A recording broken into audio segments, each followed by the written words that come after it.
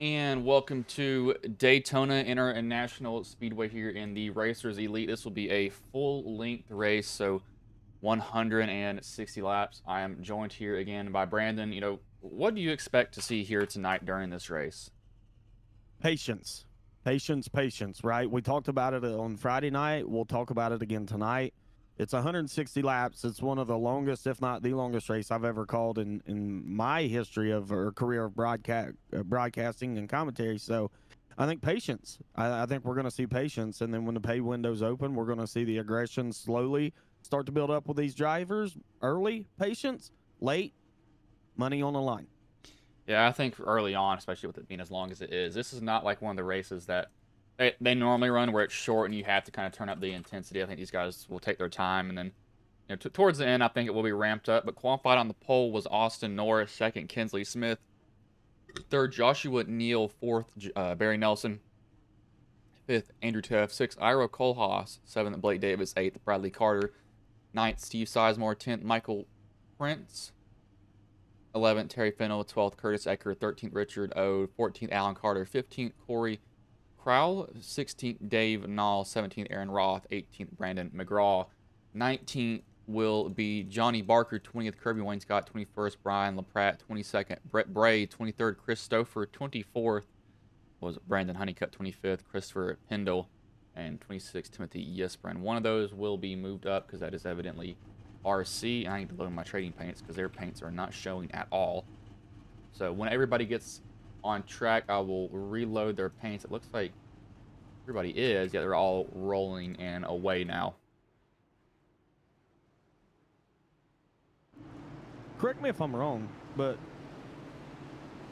no, it's not. It's a different name. I answered my own question, Bryce. That was my bad. Yeah, that's a question I'll never know. That will be put in the pocket of your mind. But who are you gonna keep an eye on here tonight? Watch them throughout the race to see how they do and what they do in particular. So one driver I want to keep an eye on is going to be the 81 Ira Kohlhaas, and if we take a look at that car on the deck lid, we're going to see Leroy Lamb Motorsports. Leroy, I believe, just passed away sometime over the weekend. Was a longtime car owner of Randy Sellers with RJS Automotive on the hood in the dirt track world. And so I want to keep an eye on Ira to see how well he represents tonight. But I want to keep an eye on Kinsley Smith. We watched Kinsley in a Gen 6 car win. I believe it was at Daytona, a week ago, I think it was. And so that's another driver I know likes to run in the front, and he's starting up front on the outside pole. So I want to keep an eye on those two. Yeah, I don't really have a driver in particular I'll be looking at. I think early on in this race, it's just going to kind of be most of them will just stay to their own, I think. As I say, I think, and they'll probably just throw that out the window and go at it. But it's not a particular driver that I'm keeping my eye on. Maybe Teff. Teff seems to work his way up front. I would have said Truth, but I don't think Truth is in this race. No, he's not. So I don't really have a certain driver that I'll keep my eye on. But pace car is getting ready to pull off here. 160 laps. Drivers can go about 55 to... Actually, 55 is being generous, but 55 is probably the end of their fuel zone. As the green flag is in the air, we are underway. We are underway, and it's going to be a relatively pretty clean start. I mean, the outside line's got a little bit of pull with Smith and Nelson in the 196 there. But I suspect these lines are going to pull back even as they already have for the most part. We should have some real good racing throughout this event tonight. Yeah, I don't think that's... Early on, we'll see a lot of bump drafting. I think most of them, Kinsley's going to duck out. Looks like he may be wanting to go to the back, form a third line. One of the two. He doesn't. Oh, he's got a black flag. He does have a black flag. That tells me, Bryce, that he probably jumped the starter, went a little early, and race control seen it and brought it back. So 160 laps, he's going to have a lot of time to be able to recover from that. But the problem's going to be, right, is he's going to have to serve a green flag pit road penalty, is he not? He's going to have to make a drive-through or stop in the box? I believe it may be a drive-through. I mean, but really what he needed to do, though, is not let these guys by. He needed to really force his way down there and stay on the bottom line as soon as he can and serve it as soon as possible so he just doesn't lose as much ground. But him going to the back, I mean, it's going to be easier for him to get down pit road, but he's going to be at that much more of a deficit already having to serve the penalty as dropping back like he did. Yeah, he's going to be at a deficit, and you know the other problem to that is he's not going to have any drafting help once he does serve that penalty. So he's looking at, you know, at least a lap down potentially once these guys come back around. But right now, this inside line is dominant. I mean, Norris, Neal, Teff, Davis, 1, 2, 3, 4. The outside line just ain't generating anything right now. Yeah, I think maybe a little bit later on they'll start to move up. You see these cars are still bottoming out. Sparks are flying from the cars because they're so low on air pressure right now. I believe light should probably come on Daytona soon because it's pretty dim around this track right now. But Austin Norris, he's just going to stick it to the bottom. He's just not going to move. The only thing drivers do have to worry about, I think we saw it not last night, the night before, somebody did blow up. So you cannot be pushing too hard or you will cause that engine to explode. You guys have to be careful about that, about pushing. Which early on, I don't think they'll be pushing too much, but you do have to keep an eye on your temperature.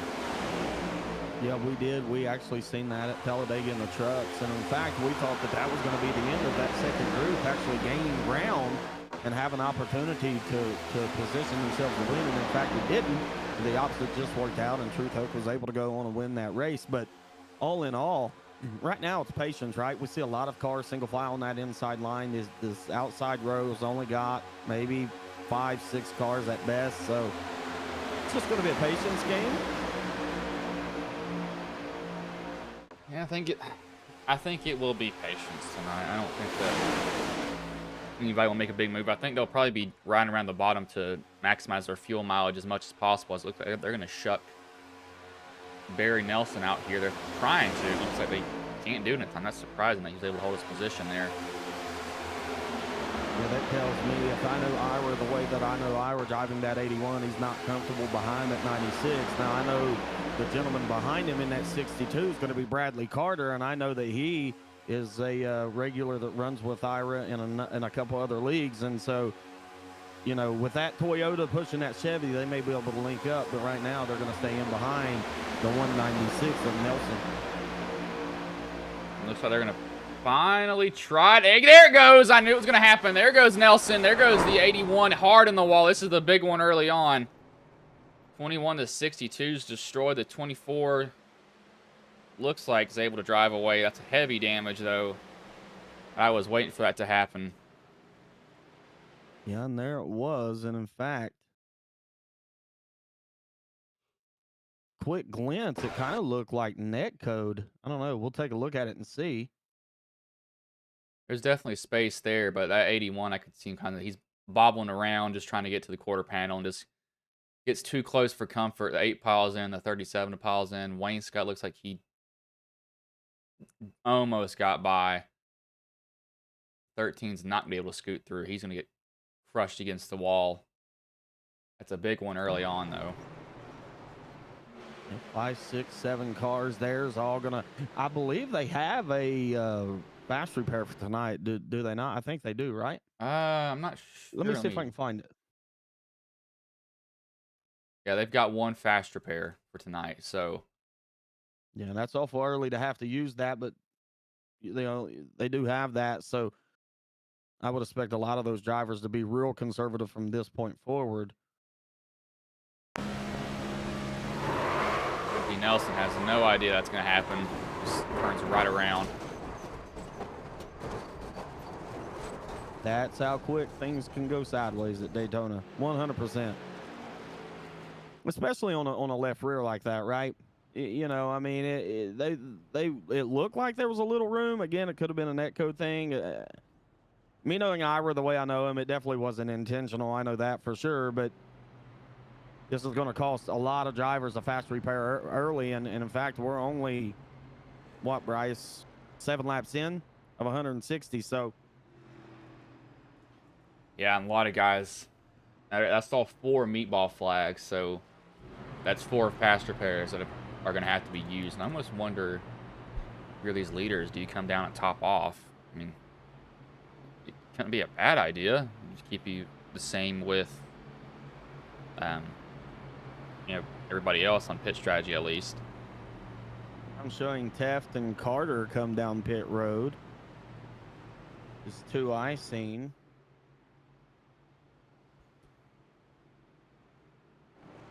No, Ira can't come down. Wayne Scott did. Ecker is going to be trying to fix all of his damage. Looks like he can fix most of it too, it seems. That back end is shortened up a lot. That looks like it's crumpled. So yeah, that's definitely just not a normal rear end. McGraw, I think he's going to try to save his fast repair. I think he may have had a broken toe. But you can get a lot of damage fixed as this race goes on.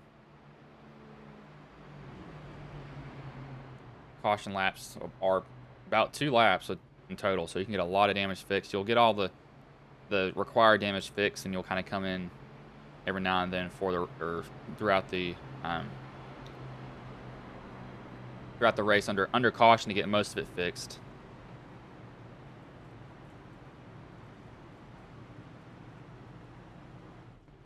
So I tell you, who actually, this works out really well for Kinsley Smith, does it not? So I mean, with having that black flag, maybe it was just a drop to the rear. I currently show him to be in the 11th position. So this actually kind of works out for him. If he had to serve, a pass through or something along those lines, I'm not 100% sure, but I'm sure to be scored at least in 11th position right now. Yeah, he got lucky. It looks like he's able to keep his lead lap position and all that. So he did a good job. So you don't really have to.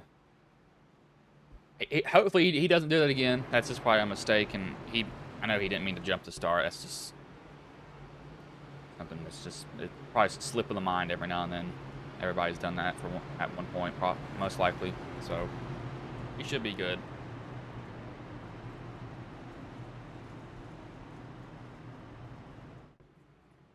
Lights are off on the pace car. 8 laps of 160 down, so that will stretch their fuel to probably lap 6, probably around lap 60. I think that's what it will push it to. I don't think they'll go lap 55 anymore. And that's going off of what they did in the race. Again, much like we talked about on Friday, we sit up here and we talk about it.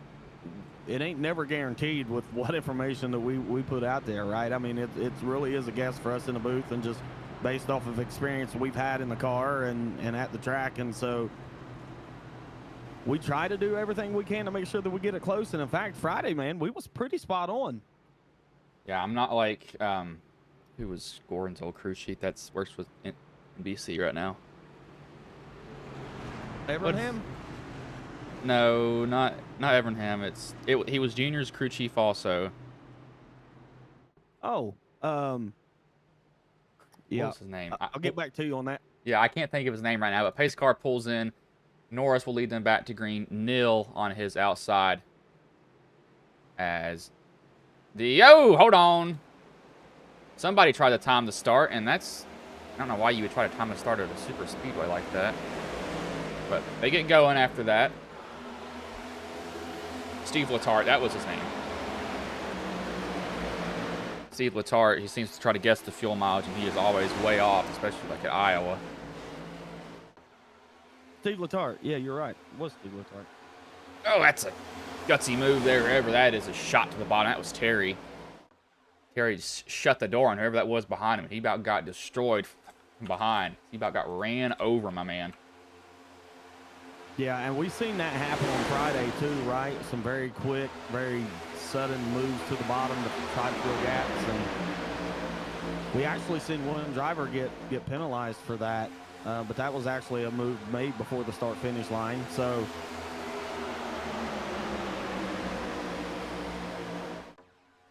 see Norris continue to lead. Pretty spaced out on the bottom right now, it appears.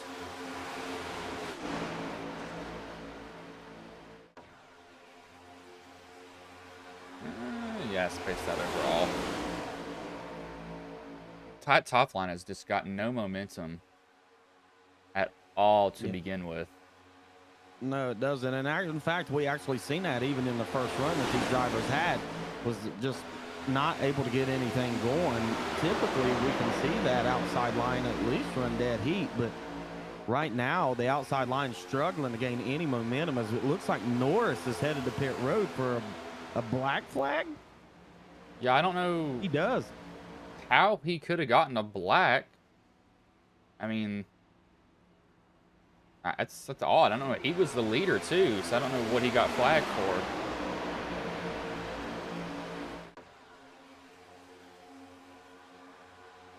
Race control is keeping a close eye on these guys tonight, Bryce. They're not letting anything get by them, and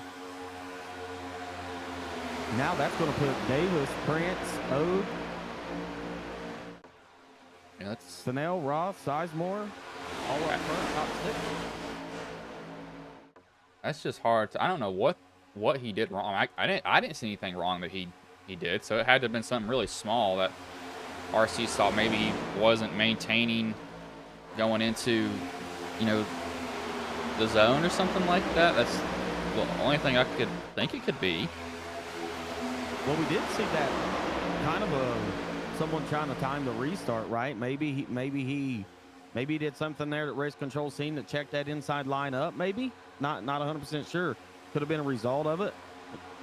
Yeah, I mean that's the only thing that I could think. But I didn't see anything out of the ordinary. It looked like a pretty normal start up front.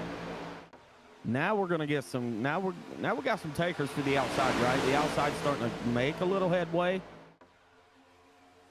Looks like the 78's moved out to the outside. We'll see if they're able to pull up even.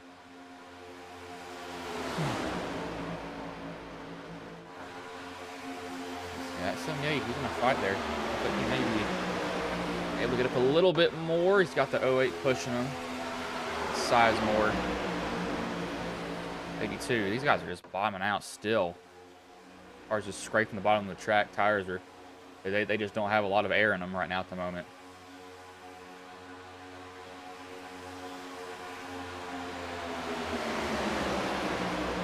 Prince pushing hard on Davis right there down the back straightaway. I wonder, Bryce, if the car's bottoming out is really what's kind of hurting that outside line being able to make any momentum. And then also, too, they're not really side drafting real hard. So let's see. Let's watch their steering. They go in the corner. See what that steering wheel does.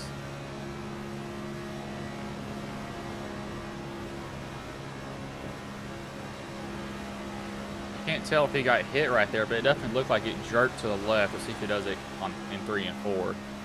I didn't really notice much, though. Right now, though, the outside line does have the run. And, in fact, the 78, 08, 82 is all going to be able to clear at least the inside row right now. I can hear it hitting, but I don't see anything. So maybe that 08 was just really, really pushing because he is all over the 78, and he's actually got to the outside of him. But luckily, the 78 was able to fall back down in line there, maintain his position. So that's actually the first time we've seen, you know, in the early parts of this race that the outside line was able to generate anything. And now since the 78 and 82, both Ode and Neal has been able to clear, you know, the 11 of Davis, the outside line has just fell apart. The Sizemore and that group just not able to do anything at all.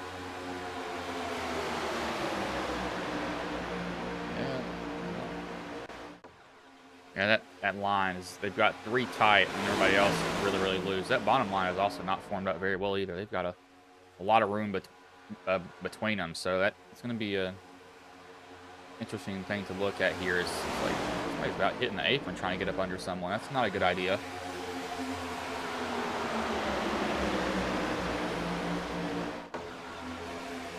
Yeah, again, I just don't think, I mean, right now it's just not the time to be too aggressive, right? At least with the side draft and things like that. But the way this car generates runs, you can actually see the outside line gain actually a little bit momentum off the exit of turn 2 down the back straightaway.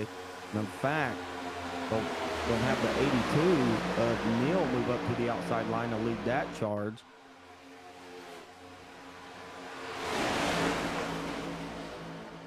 The 78 is going to do a pretty good job, and that 82 is gonna really fight though. That oh wait though, if he was able to shove the 78 to the front, he is shoving Neil to the front. Really, I mean, he is all over him. He is not picked up, or he's not lifted his foot off the throttle. They're gonna almost run into Norris, run up on him though. They're gonna go down and away from him. Yes, he actually put himself in the wall in accident.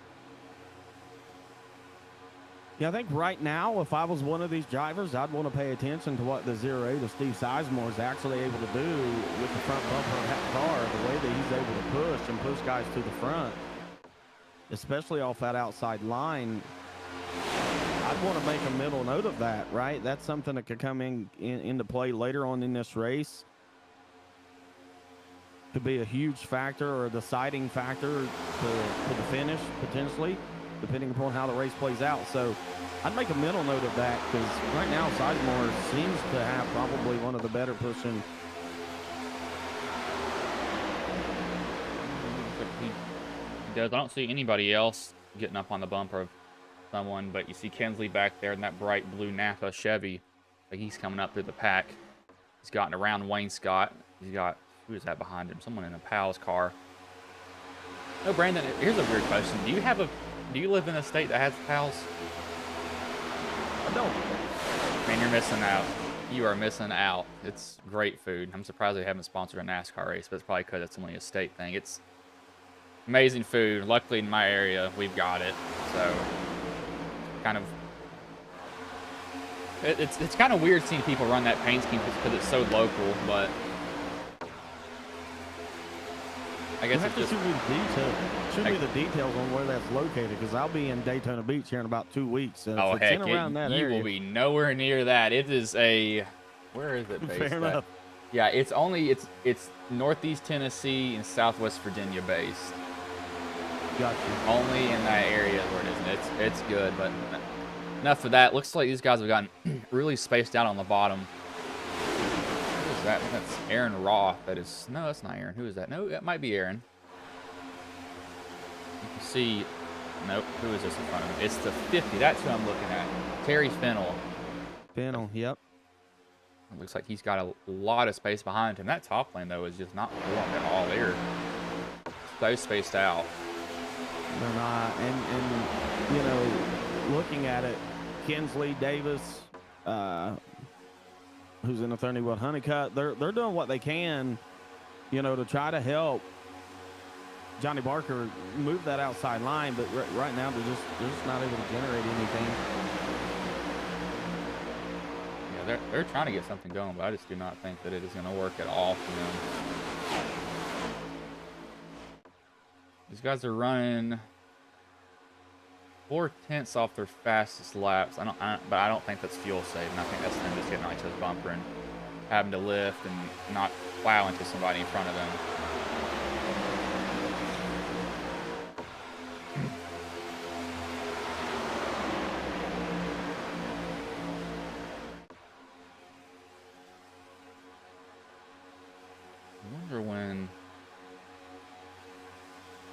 We're still way away from pitting here. Yeah, I'm just looking through, just seeing how spread out these cars really are right now. You've got about the first, say, 3, 4 cars, 5 cars kind of linked, but then everybody from that point's pretty spaced out, giving each other enough room. Again, it's patience, right? We've talked about it. Now you're going to see Kinsley Smith push out Johnny Barker. The thing I'm worried about is Kinsley gains a spot, but that 31's got no one behind him at all. He is completely alone. He's just going to start dropping so fast, no matter how far up he is on Kinsley. That top line just has zero formation. Tell you what, this 08 of Sizemore, he's been really aggressive. I mean, you saw him shoving hard. He's guarding the bottom. He doesn't want anybody to get around him.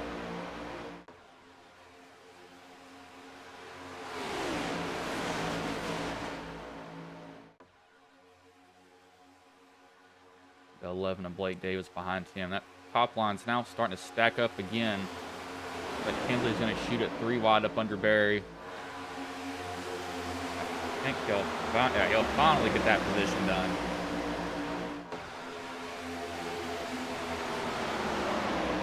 see a couple more takers. Now, right now, I'm watching that outside line, and you got the 196 in there, and the 196 was, in fact, involved in that first caution, much like the 81 of Cole Haas, and they're all lined up in the outside line as Cole Haas will actually come to the bottom there. But I'm going to see a couple takers, Bryce. Look, you got the 98. I believe that's Teft, right? And then the 11. Davis, they've moved up to the outside to try to generate some movement. Yeah, I'm not surprised to see Teth go up there. A little bit surprised with Davis, seeing him hop up to that high line, but he's going to try to get something going here. Don't think he's going to really be able to get a lot of movement. That 10 is not close enough on Teth's bumper. I think he will get a little bit of a run, though. I mean, just a tad, but not a lot. Have to see if he can hold it there. I think he should be fine. Should be fine. Yeah, Taft and the 11 is moving. They've actually gained about 2 or 3 cars there on that back straightaway. You know, with the amount of cars they have in that outside line now, 1, 2, 3, 4, looks like to be about 7. If they stay somewhat formed up, they should be able to make some ground towards the front part of the pack. Yeah, the only thing I'd be worried about with them is that, like, it's how far can they go with being spaced out, and then they're gonna have to shove here, I think, to to gain all the time that they need. I just don't think they're gonna have the just the raw speed up there up front without shoving. But Tef's, he's only shoving on the straights, which is what you're supposed to do. Now you can shove in the corners. I've done it. It depends on if they can take it in the corners. But a lot of guys, they will go so hard in the corners and spin each other out. But I think they should be fine right now at the moment.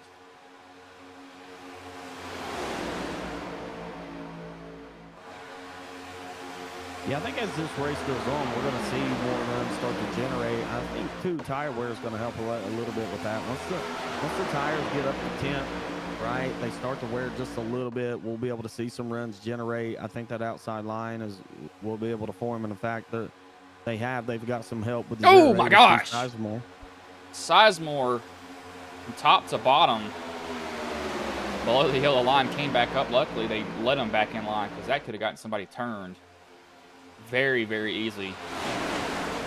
So that was that was gutsy. That was very, very gutsy there by him.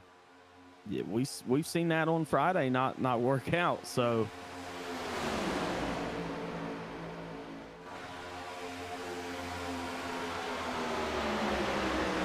I'm still amazed at that. I don't know how they didn't wreck a bunch of cars right there, to be honest with you. Yeah, that was gonna be big. I don't know how in the world that did not end up just absolutely destroying everybody behind him, but that was headed for disaster. As Davis will take the lead as he goes to the bottom off a chest bumper. Decides to fade on down that way.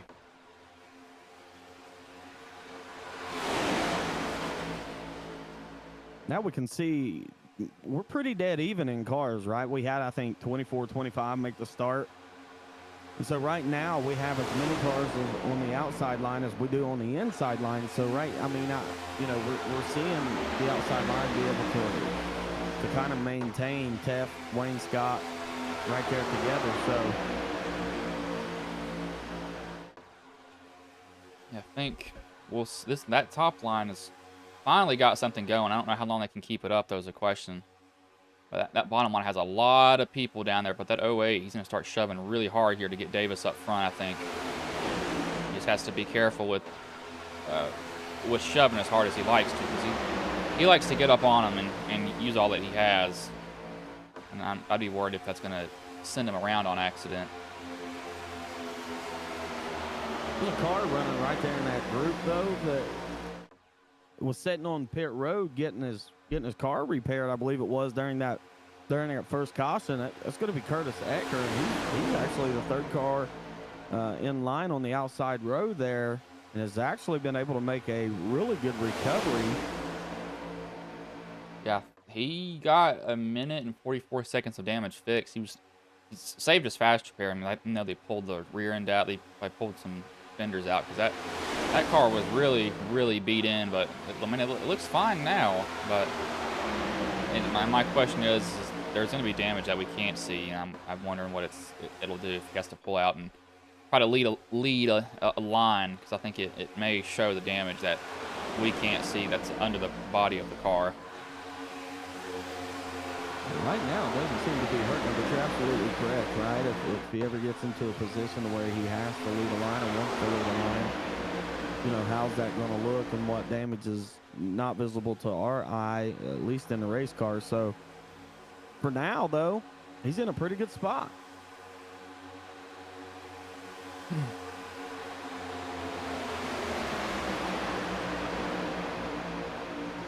that top line is now broken apart.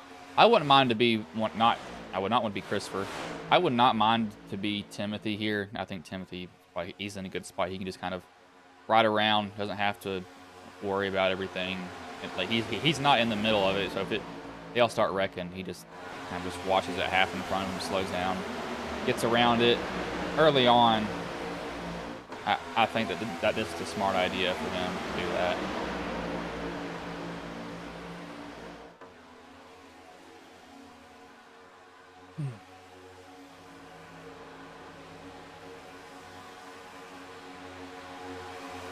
We'll go on board here, though. We'll do 2 drivers here for 1 lap. We'll kind of vary it out for the whole pack so you can kind of hear what their throttle looks like. And, of course, the leader is going to be basically foot to the floor. But everybody else, they'll be playing with the throttle, kind of trying to lift, not run in the back of somebody.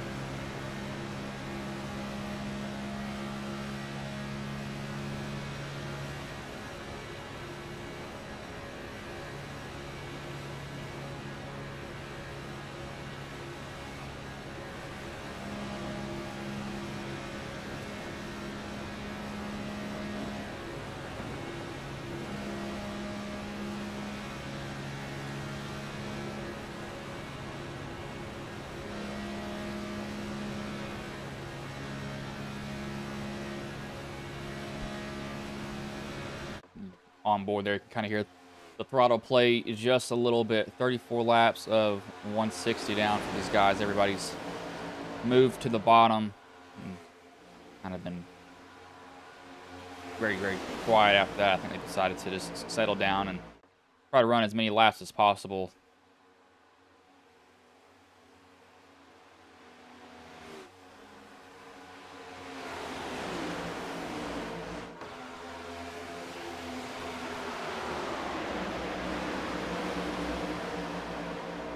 I was keeping an eye on something that happened back here towards the back end part of the pack right now. It looked like one of these guys got really hard in the wall in the backstretch. I'm not 100% sure who it was. Thinking maybe it was the 94, Christopher Pendle. I'm not 100% sure, but it looked like that there was a big checkup on towards the back part of the pack. I'm not 100% sure. Yeah, I don't think it would be Pendle. I don't see any damage on him. Maybe Barry. Maybe Barry's. I can't tell if that's from early on. He's got some right side damage, but again, he did kind of pancake a lot of cars with him. But it's just hard to tell if you're him. I was just trying to figure out what the big checkup was, but We got Kinsley Smith leading that outside line. We've got Honeycutt right behind him, Bradley Carter behind him, Ira Kohlhaas. So we got about 6 cars in that outside line. They're going to see if they can generate something, work their way towards the front.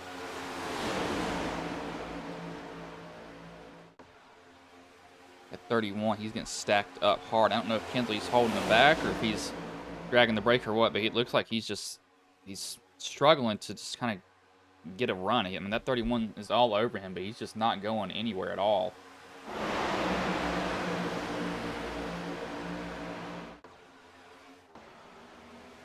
Yeah, we seem to, for the outside line to generate any type of runs at all, they had to have 10, 12 cars at least, you know, in that run. So but right now, Kinsley Smith and that group, they're making a little bit of headway. I mean, they're not far off of Teff, Wayne Scott, Ecker right there. Looks like they're getting pretty decent runs down the back stretch when that 31 gets up to Kinsley's bumper. I don't think he's going to be able to get one here, though, because that 31 has gotten sucked back to the car next to him. A little bit of a side draft there, even though he's not really close to him. It did pull him back just a tad.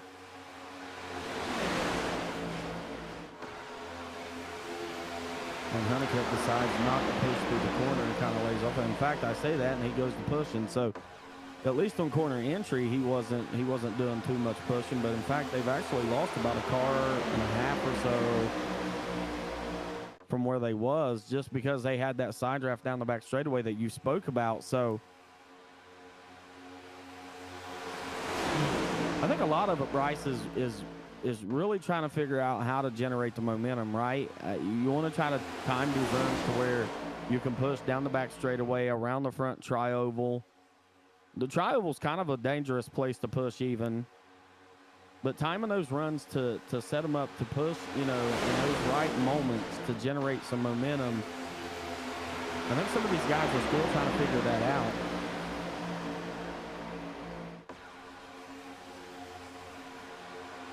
Kinsley's getting it done, though, going up there. I don't know. I think that the bottom line can get away with not pushing.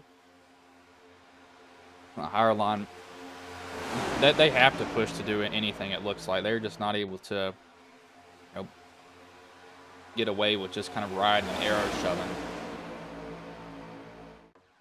Well, you're absolutely correct, right? The third, fourth car in line is really where a lot of these runs can generate from, and so you can see Bradley Carter help Honeycutt and Smith stay out there. Now, does Smith clear to the bottom in front of Teff here, or does he want to stay out on that outer line? And I think Honeycutt's potentially a teammate. I think Ira's a part of that group, so. In fact, those 2 cars are going to clear to the bottom. Now, that's only going to leave 5 cars on the outside, so I suspect that outside line is going to drop, and probably pretty quickly, now that Kinsley Smith and Brandon Honeycutt's cleared Teff out front. Yeah, we'll have to see what they do. I mean, I think they're trying it, because they're definitely getting up on each other's bumper and shoving pretty hard. I don't know. It's definitely a work in progress. You really have to work for a long time, you know, to get back up there. We'll have to see if they bail on that or if they actually decide to push. Because right now it's not working too well for them. They're losing a lot of spots here and bleeding them pretty quickly. Yeah, and you're absolutely correct, right? I mean, it takes several laps just to generate some momentum, and you know, after you know, Kinsley Smith and Brandon Honeycutt was actually able to clear there, it just takes so much time and so many laps to actually be able to start to generate, you know, a halfway decent run put together. And you can see Bradley Carter is actually able, you know, he cleared to the inside, so there's only going to be, I think, 3 on that outside line now. So all the work that they had done only paid dividends to 2 drivers, and that's going to be Kinsley Smith and Brandon Honeycutt. I think within the next kind of 18 laps is when we'll see some pit stops here, most likely for them. I don't know if they'll take tires. I think it may be fuel only. They have picked back up the pace. They're not as slow as they were. They were running 47 42s. Now they're running 46 sixes, about 46 mids. So that they've definitely picked up pace on that.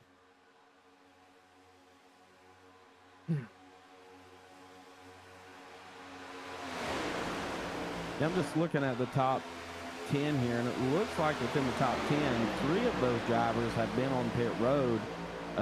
2 of them on pit road around lap 6, the other one around lap 7. And I know one of those for sure was due to the accident. The other 2, I think, was a fuel call. So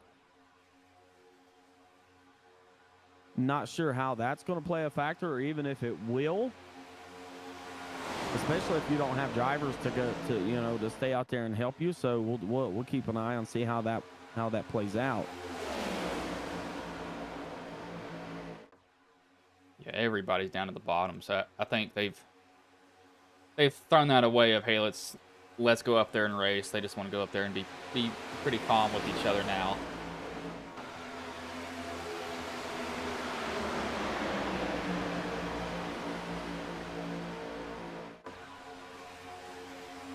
Yeah, so now it looks like the entire pack has since decided to go single file here. I wonder if they're going to pick up the pace again. They're 46.8, so they've slowed down a little bit. I don't know. Let's see what they run this lap. Let's see if they pick it up or if they lay off again on their overall pace. Well, I can tell you, just from the looks of it, Honeycutt is pushing pretty good on Kinsley Smith. So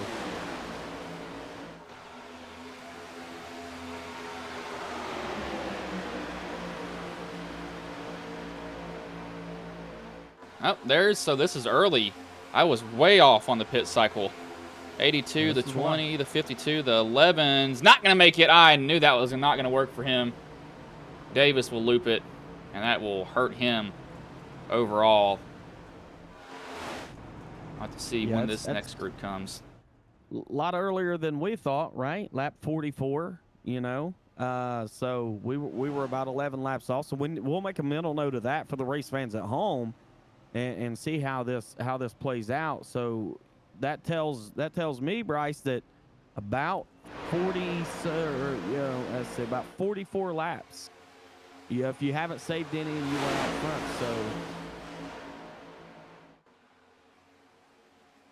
So see, yep, everybody else will come down pit road. Looks like we've only got 6 that stay out. The 31 may have gotten a speeding penalty, and he did. Yep. I was going to say that 45, I think he sent him a little bit too long in his box, and he got a speeding penalty from that. He'll have to start. What in the world? It was LaPratt. This got pit maneuvered. I don't know what that was about. I tell you, that's one of the things about this pit road, right, Bryce? Is I mean, we see it at Daytona, we see it at Talladega. That's the one thing about getting on and off pit road here. When you come in with groups like that, is we've seen it happen with the 11 of Davis. Gaining everything that they can gain to get everything that they can get, and it just doesn't work out. And so we've seen a black flag through that portion. Seen the pit maneuver on the one driver there, so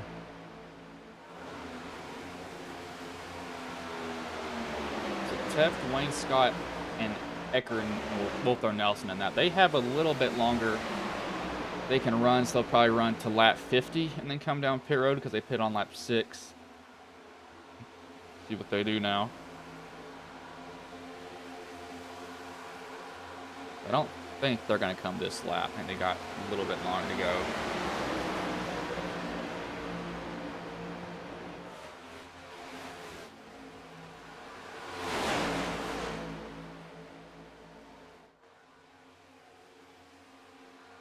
Roth will come down.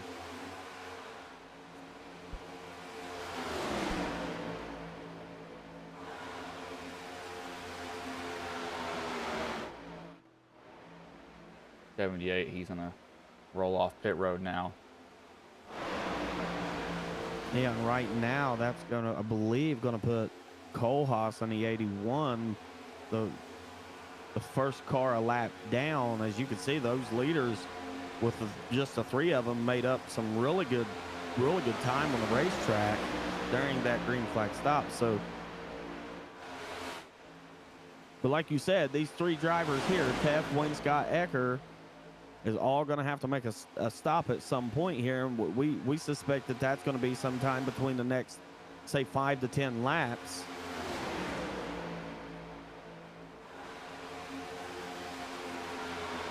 I think they're going to run it as long as they can, which is not a bad idea. They can probably...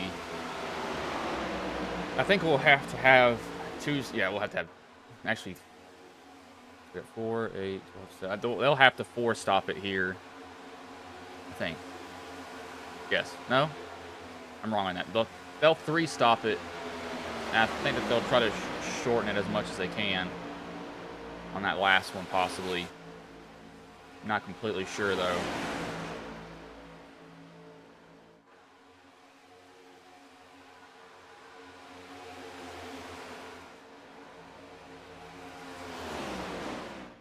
Nalls down pit road. That group, though, that came out is not running faster than... No, they're barely running fast. They actually may get lapped here soon. The time that they're running. Because this group up here is catching them. Very, very slowly. But they are catching them. Yeah, and right now, if Teff can... If he, by chance, could maybe catch the draft off the pack in front of him, any at all, it's going to help him actually save a little bit of fuel. Again, though, they're still going to have to stop, right? I mean, they're not going to be able to save a bunch, but I mean, you can see right there. And in fact, they're coming this time. Kinsley's in. Wayne Scott's going to try to get in deeper than Kinsley. And I think he did, and he actually got down to pit road speed, too. That's surprising. He got in really, really deep.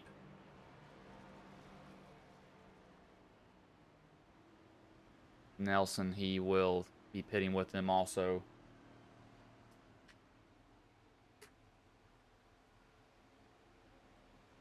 Now we need to see where Wayne Scott merges. That'll be the question. Yeah, I mean, so during that green flag cycle, Teff, Wayne Scott, Ecker, they was able to put some of those guys a lap down. So now we need to keep an eye on how they merge, where they merge.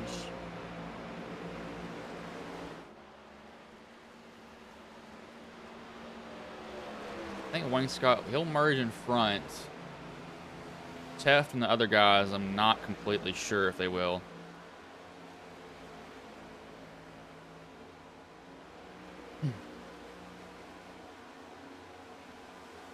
Oh, there's a big pack coming.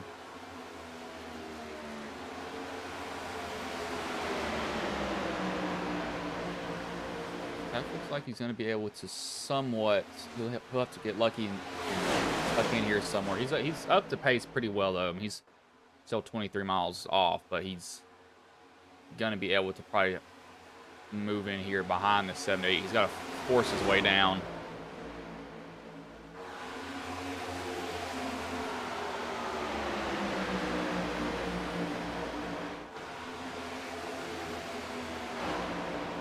'15 will go by Wayne Scott. Wayne Scott looks like he's going to be able to merge pretty evenly with him, though, so did a good job of keeping his spot.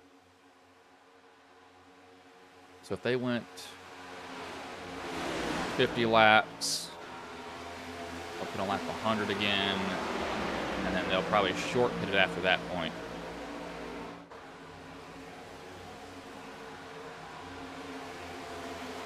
So all in all, not too bad for Wayne Scott. He was actually able to clear into, I think, the 5th position, it looks like there. In fact, he was. So not too bad. Is one of these cars running with the top, with the lead pack? Is one of these cars a lap down? In fact, it is. It's going to be Norris in the 7. He's going to be a lap down. So he'll actually merge at the 4th position, fifth in line. But all in all, not too bad. Now, it looks like Teft and Ecker has since lost a little bit of the draft. Now, one thing that can happen here is if these three cars can back up to Kohlhaas and that pack that's just directly behind them and get them 6 cars, they could probably get, make up some track position. But they're going to have to stay single file. Right now, this lead pack single file, and there's no moves being made. So Yeah, it's going to be difficult for him. That 17 is not helping either. They are going to have to hope that 81 and 6 can get it going up there. And I just don't know if they will be able to or not.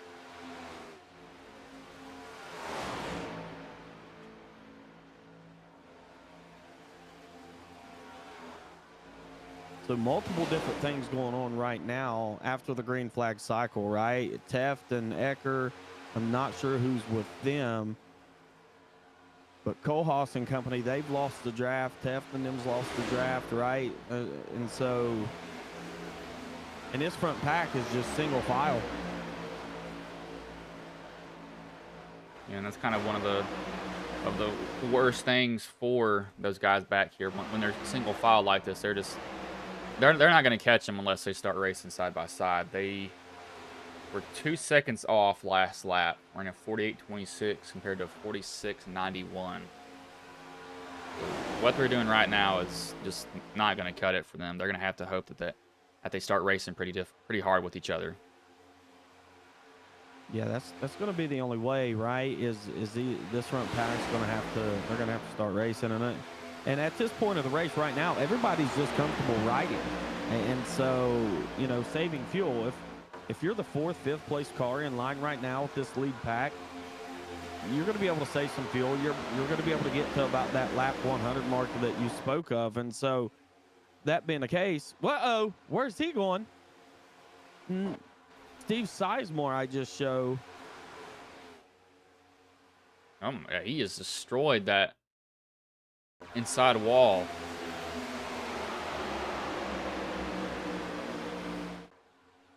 That is a wheel disconnect, 100%. That has to be a wheel that disconnected.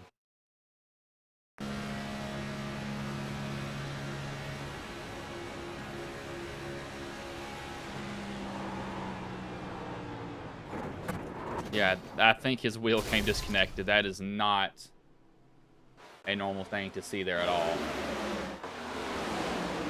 That's going to be a heartbreaker for him. He was actually one of the better pushers we had.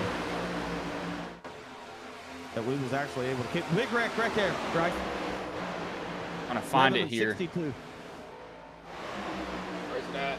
Yeah, it's Davis 62. And 94 Pendle go around. It took me forever. It didn't give me notification until now to find a wreck, but caution does come out 57 laps in.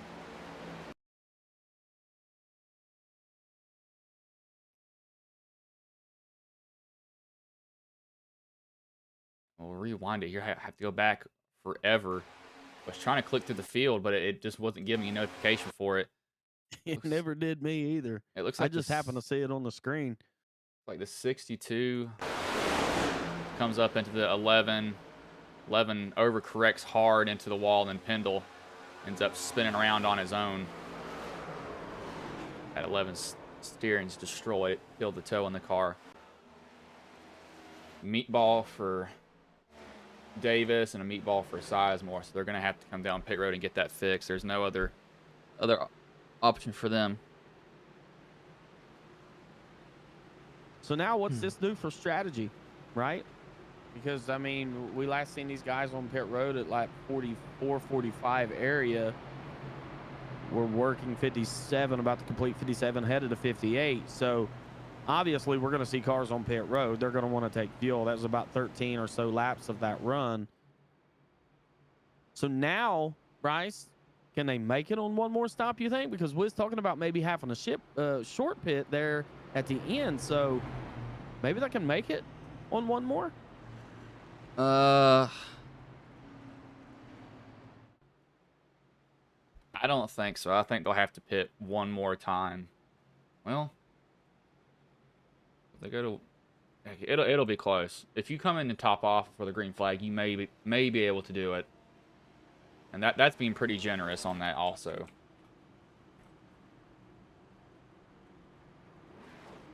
We'll just keep an eye on that, see how that works out, as it looks like several of these guys is going to make the jot down pit road.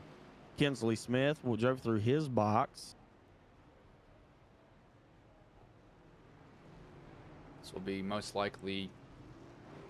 It looks like everybody took fuel on this. probably get some damage fixed if they have any.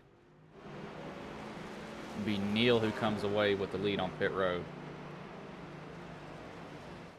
Yeah, and that might just be product of the 15 of Kinsley Smith just kind of missing that pit box, so, or driving through the pit box. But in fact, he only lost the one position, so no harm, no foul. He's going to be able to restart on the front row. Wayne Scott's actually going to move up to the 3rd position.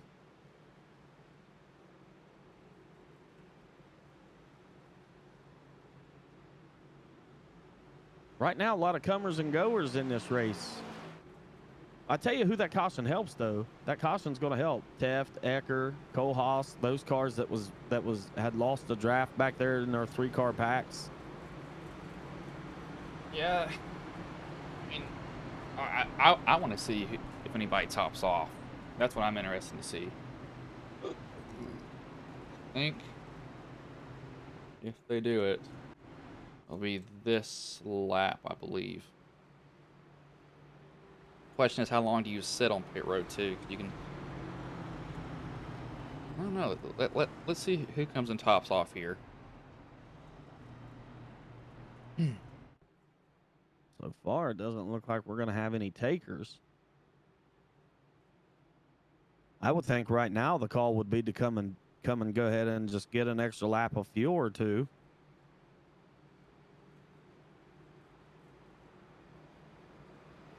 Nobody came down pit road. That's interesting call there.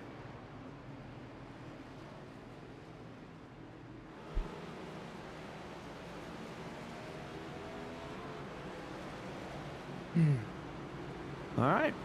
So we're going to stack them, rack them. We're going to do it all again. That's going to be our 2nd caution of the day. We're going to restart on lap 60.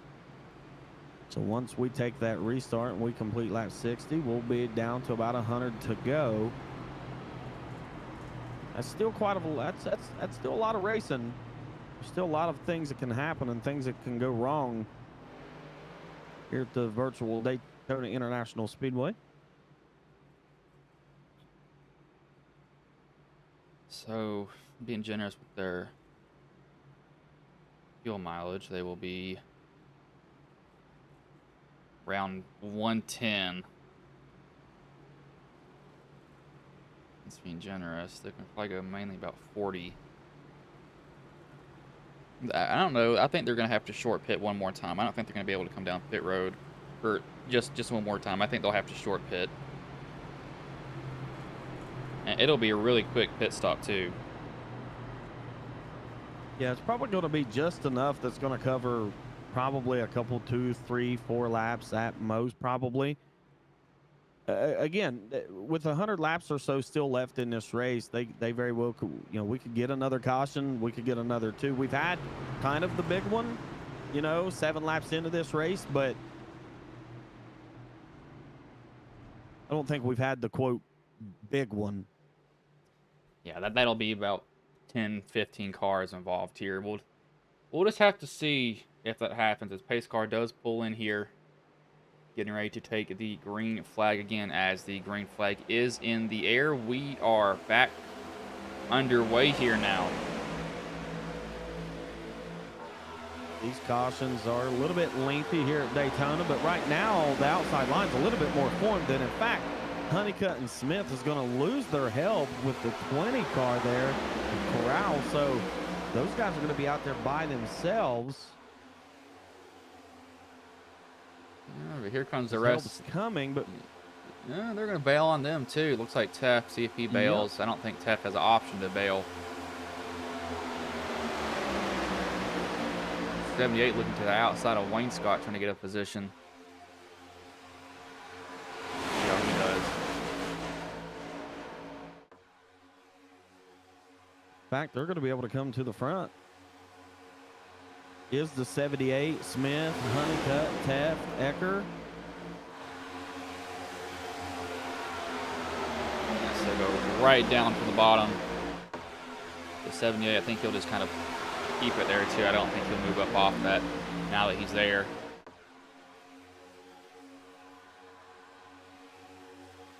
Well, he's going to come up and try to, shut down that outside line. But maybe this is where he's going to try to, work both sides of the line, right?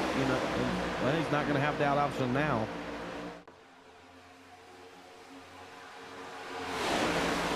Kinsley's going to fight hard on the outside here, and I wonder if you ride in the back here, if you can stretch your field to where you can make it on a one stop, because I think there may be a chance that that does happen.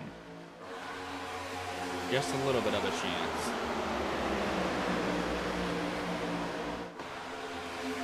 Yeah, there's no way that for 2 races in a row that mean you've called that we're going to end up in another fuel strategy deal, is there? Oh no, it's shaping out to be like that now. Caution, and of course that'll change everything. And then I think they'll be able to one stop it from there. But they need to run probably about 10 more laps before we can even really think about that. As soon as I say that, 11 of Davis hard in the wall. I just destroyed that right front of the car again.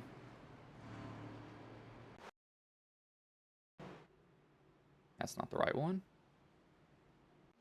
Yeah, in fact, that's going to be another meatball. This is way back here.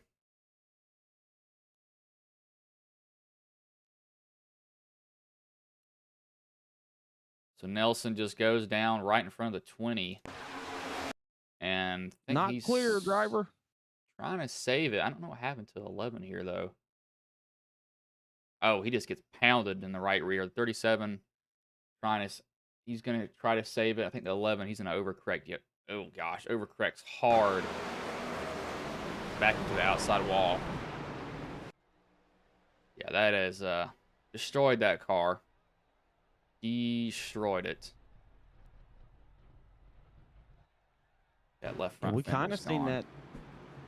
Yeah, we kind of seen that same thing happen on Friday night, right? When driver not clear, just maybe didn't realize that there was a car down there, and then calamity breaks out. Another what shows to be 5, 6, 7 car wreck in the mix there. So.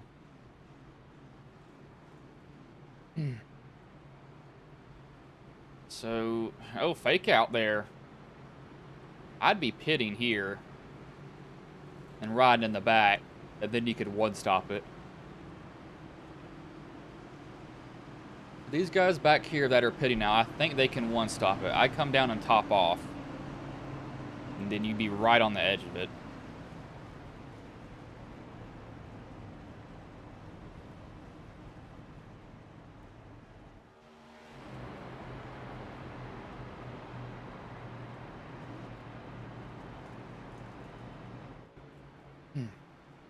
I'm trying to think about how much fuel these guys could save under caution, right? If they're shutting the car off, if they're clutching. And I'm one of those guys that does that, but really how much fuel can you save instead of just idling around, right? So I'm with you. I would have pit. I would have put fuel in the car.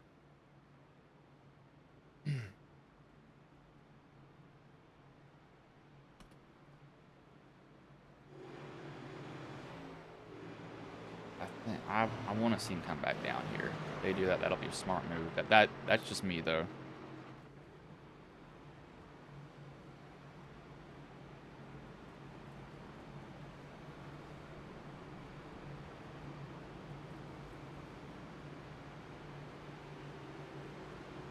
Yeah, I don't know. I get so confused by these pit strategy, these fuel strategy races. I get my mind going 100 different places, and I'm like, well, what's the right call? What's not? How long can we go? How long can we not? Yeah, it seems like no one really knows, but this will tell me a lot here. This front group, especially if they maybe come back down. I don't know. See what they do.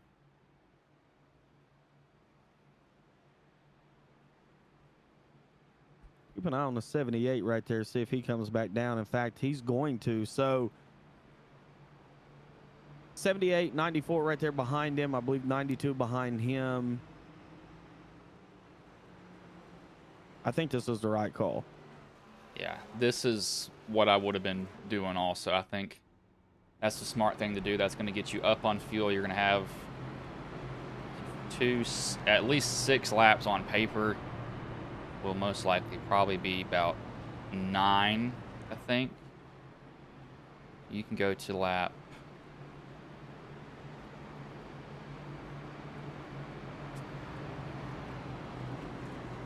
106.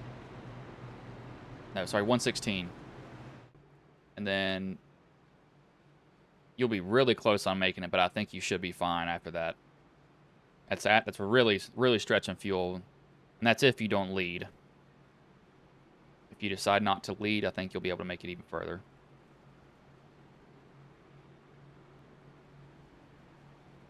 Well, the front car, especially if you're leading either pack, right? Either line, inside, outside, those 2 drivers are going to be at the biggest disadvantage than the rest of the group. And we talk about this about every super speedway we go to, but they are going to be at the biggest disadvantage. I think to ultimately position yourself in a really good spot to win this race, or at least take less fuel, because time on pit road matters. I think the 78 and the cars that came back down pit road made the right call. Now, if I was, you know, Honeycutt, Smith, Wayne Scott, if I'm sitting in the top 3, 4 here, I want to come to pit road.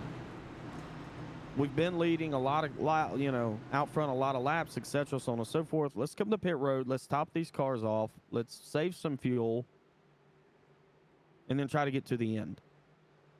The pace car pulls in here now. Kinsley and the 31 of Honeycutt will lead them back to green as the green flag is back in the air. We are back underway here now. Yeah, and I would say probably by design, Honeycutt kind of backed up probably a little bit to get in behind what I think is going to be his teammate in Kinsley Smith. And in fact, these 2 are going to have 2, 3, 4 car lengths over top of the 82 and Joshua Neal here.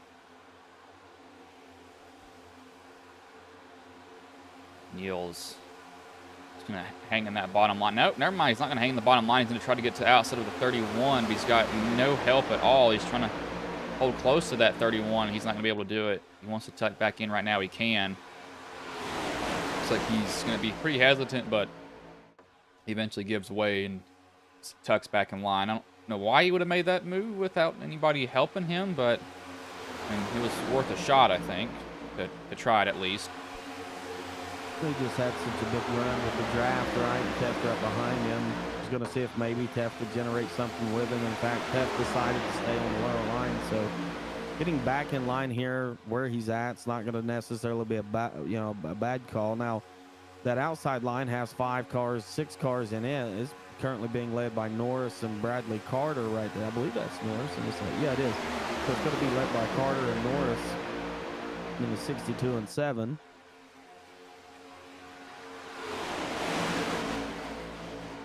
That 62 can do. He was involved in a wreck early on. He's been able to get that car fixed and had to use his fast repair early, so he's out of that. So I know he's going to be driving a little bit differently because of it. And in fact, at one point in time was a lap down in this race, so since has been able to get back on the lead lap, and now up here in contention. Now you see Teft, Wayne Scott move out from behind the 82 of Joshua Neal, and in fact, Carter's going to help them guys. Big bump from the Carter car to Wayne Scott, and that's just going to launch them guys out front.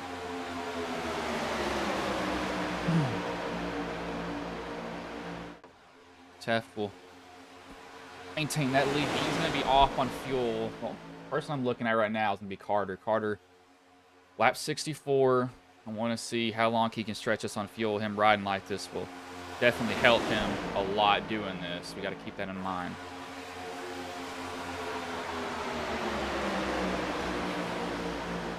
Carter, Norris, able to pull up even with Teft and Wayne Scott. Now this helps Kinsley Smith, Brandon Honeycutt, right? I mean, yeah, I mean, that 7's gonna go down right to the bottom. I don't know.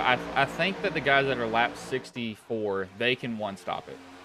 If they run it as long as possible, they can pit one last time and then they're done.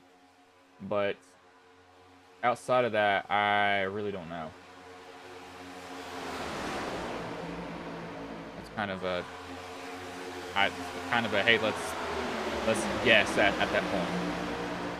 Yeah, I think we're going to have to hit somewhere around lap 100 to really see if we can get kind of an idea of what the fuel strategy is going to be, and we'll see that here in about 30, 31 laps. But I think all in all, I think you're right? The drivers that was down the pit road on lap, say, 64, 65 area, I think those guys might be able to one-stop it. Now, if we base our knowledge off of what these drivers did in the first green flag set of cycles that we had, that's going to be roughly 40, 45 laps. 44, I believe, is when they pitted. So for drivers that we knew hadn't. So let's just say max 44 laps. So yeah, I would think those drivers would be able to one-stop it from that point, right? Because then right now they're going to be looking just past, say, lap 110 to come to pit road if they were on, say, 64, 65 area. So about lap 110 maybe. Then they might be able to one-stop it. So probably, I think you're right. Probably around there. And I would also want to see if they try to slow down the pace. If they slow down the pace, then that will be something else to notice, because if they slow it down, then that'll also help their fuel. I don't know if they're going to do that, though, but they might do that.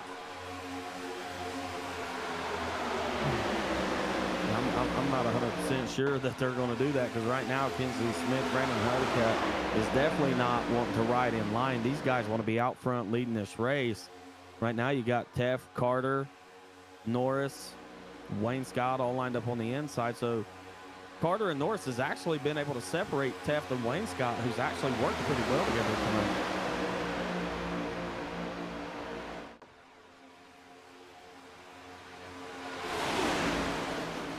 I think we'll see intensity pick up a little bit more, not a lot, but I think it is a possibility that will happen. I think really 130 is when it will happen most likely. Yeah, right word. Go ahead. I'm not sure if that's right. I was going to say most likely, but that sounds wrong to say that. Well, the laps are slowly starting to dwindle here, right? And so these guys they're going to start running out of time in terms of positioning themselves to be in a really good spot to ultimately be the first one across the start-finish line. So, yeah, I think, again, one thing that you talked about too, Bryce, was how much time it takes to generate momentum, especially with the outside line. We've seen it throughout the night be 4, 5, 6, 7, 8 laps even, upwards of around 10 laps before that outside line can really start to generate and make momentum. And so if it takes that long, you don't want to wait too late, right? You want to position yourself. Now, with that being said, the only cars that really benefit from that has been the first two cars leading the outside line. So when do you go and at what lap to make sure you have enough time, and then you don't want to get cycled out? So, yeah, I would think lap, say, 130, 140-ish is going to put us in a really nice area for the intensity to really start ramping up within this race. Everybody's moving to the bottom, though, so that kind of tells me they're either fuel saving or doing something else. They're just deciding to ride around, but we'll have to see what they want to do. I'm not completely sure. Let's just see. 6, 1, 101, 81. They've not slowed off the pace. They're running 46.6s right now, so they've still got pace.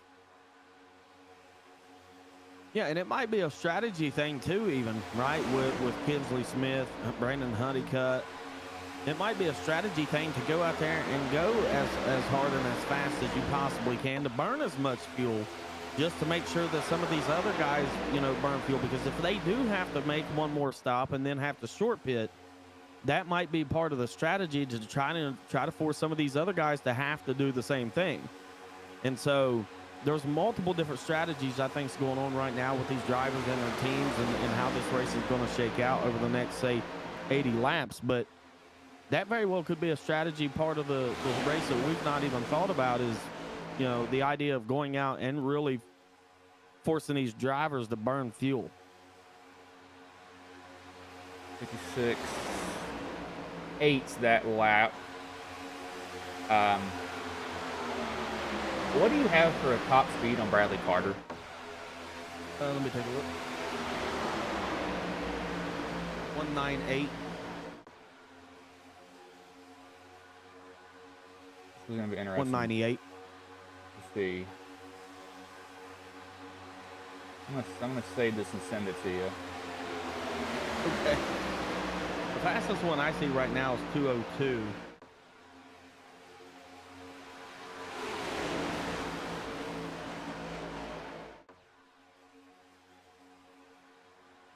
Yeah, this is I just sent it to you.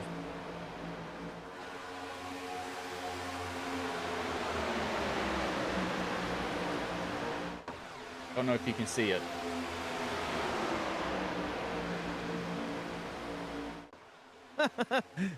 Yeah, I don't think that's accurate. 447 miles an hour, the top speed for Bradley Carter. It just reset itself, so evidently it realized that was an error, because nobody's going 447 miles an hour on the track. Yeah, it just reset and showed me 200. So, yeah, I don't think these guys are saving, right? I mean, I really don't. So, I mean, we're seeing some of the top speeds out of some of these guys out front. Kinsley Smith, 201. Bradley Carter, 200. Wayne Scott, right around the 200-mile-an-hour mark. So, I don't think these guys are saving. Again, this could be a part of the strategy to get these guys to burn some fuel. Looks like most of the field, though, has cycled out in single file, so could be some fuel saving middle of the pack. Yeah, one thing, though, is I'm noticing that everybody's bottom, but the guys that, pitted and topped off are not leading, which is the smart thing to do. They're getting an even longer fuel life out of their tank right now. Yeah, right now that looks to be by the looks of Bradley Carter and who is Austin Norris. That's two of them. And currently, I show them. I hope your relative shows the same, but I show those two to be on pit road last at 64, 65. They're the current highest running positions. And right there, they're going to be able to save fuel, right? They'll be able to save fuel in that fourth, fifth position where they're riding. So maybe if we can catch an onboard of Carter or Norris and see if we, can hear if they're doing any saving, letting off. Let's see here. I'm sure they are. He's not full throttle there. I can hear it there. I mean, he's definitely lifting. I just don't know how much he is lifting. I've always wondered. I think iRacing did an update. Unless it's a different cars. I think you actually see the driver's seating position. I know it would change before. Just have to see, though.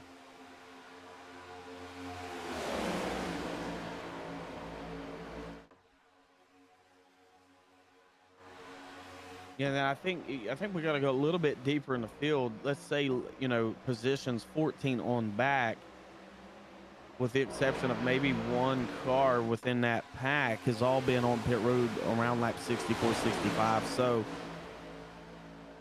those guys in that position back there around where that area is going to be able to save a ton of fuel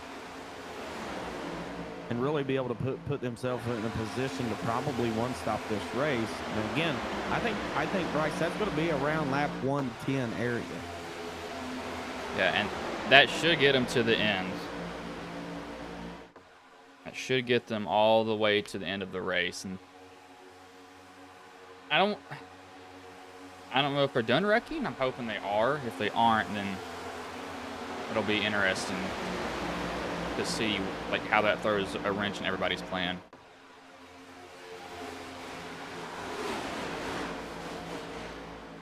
Well, I think for it to have a major effect, it would have to be before, I would think, lap 110, 120 area, right? So it's a 160 lap race. We know for sure that these guys can go about 40, 44 laps.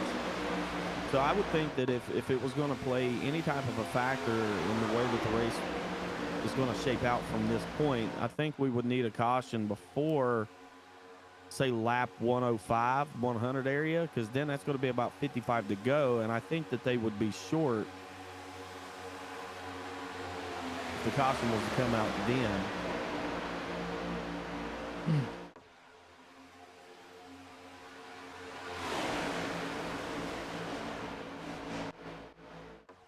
I don't know. We've got a lot of guys that have, yeah, we've had 1, 2, 3, 4, 5 guys have left 85 laps in, so the guys that didn't pit, they're probably coming close to their pit stop here sometime soon. I think it should be for them. I show Smith, Honeycutt, Taft last on pit road at 58. I would think I'm going to do some mathing. I'm thinking they're going to be able to get to about lap 102 area. So I would suspect that somewhere between lap 100 and lap 105 for those guys, they'll be able to, the pit window will open for them.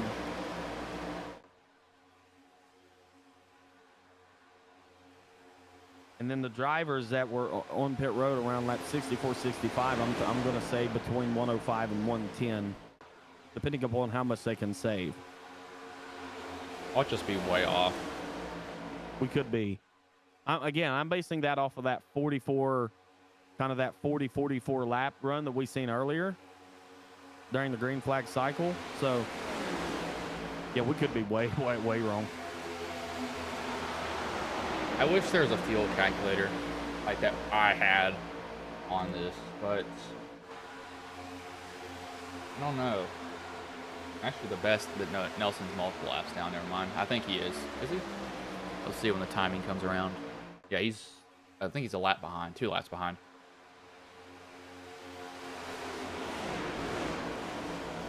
So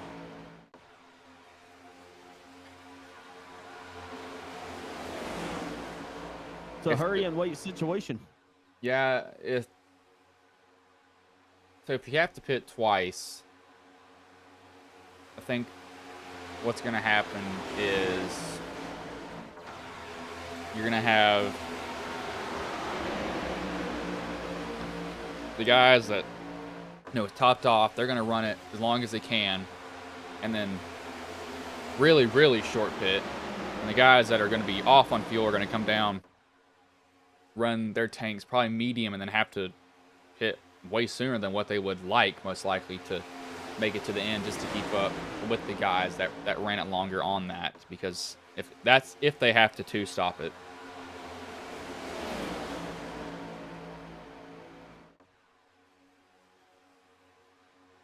Yeah, we can see the entire pack has went. I mean, they've went single file, right? I mean, there's nobody trying to generate anything, do much of anything right now. So,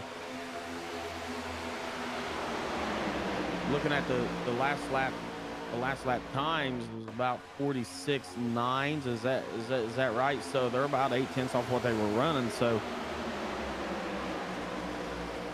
in fact, Smith, Honeycutt, Taft, they're only running about 188, 190 mile an hour.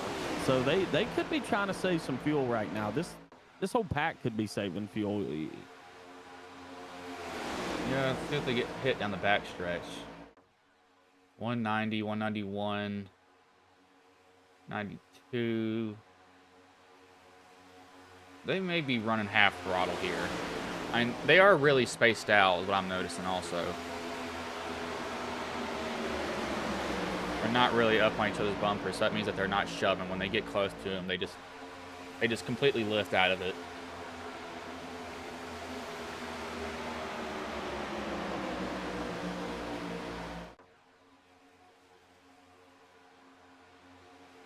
Yeah, so I mean, we can see tons of spacing in these cars. So the pace is slowed way down, right? I mean, we're about a second off the pace, not far from it. So pace is actually slowed down just a little bit. So right now, that tells me that every single one of these drivers within the front pack, say the top 20, has recognized it, and they're doing. Some of these guys are going to do what they can to just one stop it. I'm certain of that.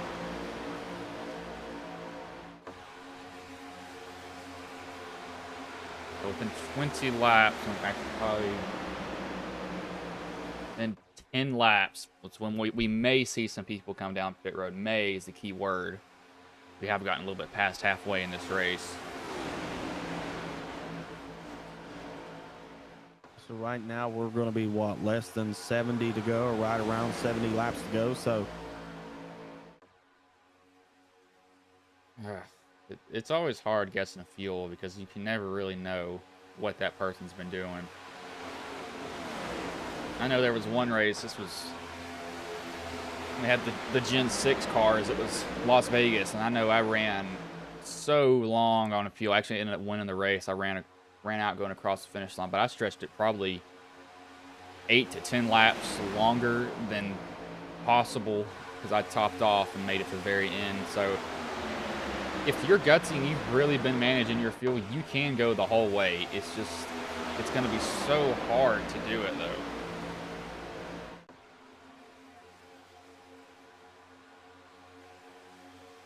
I can tell you, though, one guy that's not being able to save as much, or at least two guys that's not being able to save as much as anybody else, and that's going to be Kingsley Smith and Brandon Honeycutt. Now, I don't know how much fuel that Teff, Carter, and Norris has been able to save. I would think that they've been able to save a lot more than Smith and Honeycutt. But we'll see. We'll see what happens here in about 8 laps or so, 8 to 10 laps. I think, for me, I believe that's when the pit window is going to open for some of these guys that was last on pit road, say lap 58. So I never understand how this works. I'm trying to look at the lap times. Not what I wanted. I wanted to see lap count 10 sectors. I don't want to see sectors. I want to see overall lap times. I don't think you can see that. I would want to see what they've been running consistently.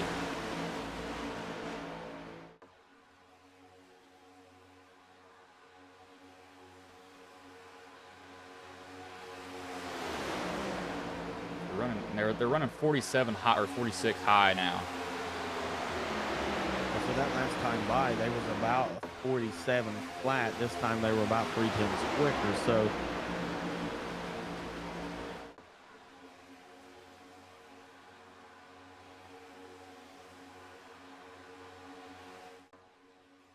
the group back there, I don't think they're going to be a big factor. That 78 jumped out a little bit. I thought he was going to try something.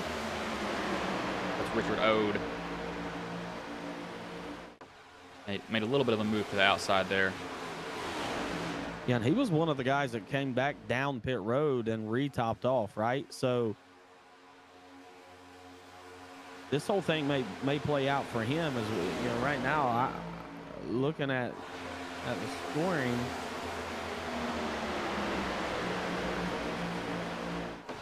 I show him to be in 14th. So this could work out to really, for any of these guys right here, to play out in their favor, just being able to save fuel. So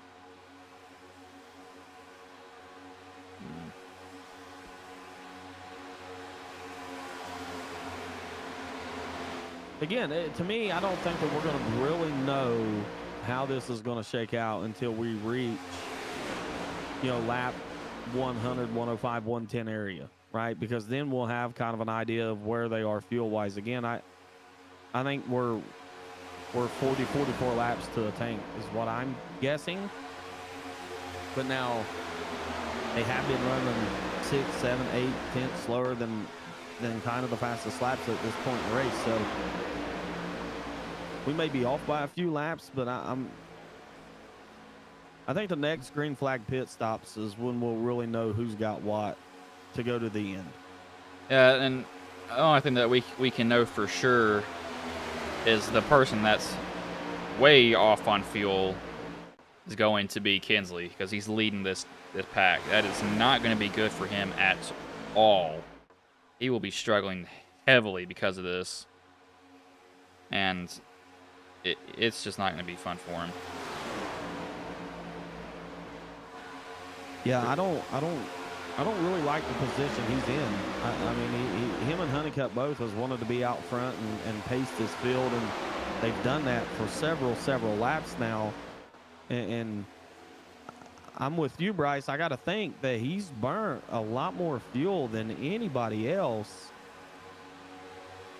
out on the racetrack. I just don't. I don't know. We'll see. I mean, we know he's a good super speedway racer. He won a week ago, I think, in a Gen 6 car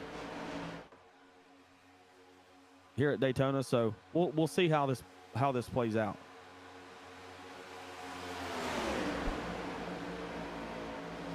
Kinsley, I wonder if Kinsley pulls other people with him. I don't think he will. I don't think he's going to have that much influence in the whole field. But I think the ones that could go with him potentially, just by looking at the last time some of these guys was on pit road, is going to be Taft and probably Wayne Scott, right? Maybe Neil. I think. And Honeycutt, obviously, I think Honeycutt goes when Kinsley goes.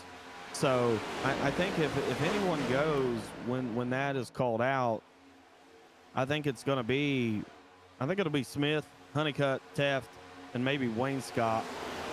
Maybe a couple other drivers go with them. we're just going to have to watch. I mean, that's really the only thing that we can do. Hopefully we're not as far off as Fox's, NBC and Amazon Prime are. I think it will be pretty close, though. I think it's going to be close. We see some guys really start to try to generate something on the outside. Now, this is going to be towards the latter part of the field, or the back part of the field. Looked like they had about 4 or 5 cars linked up back there together. So, looks like some of those guys may try to start to generate something.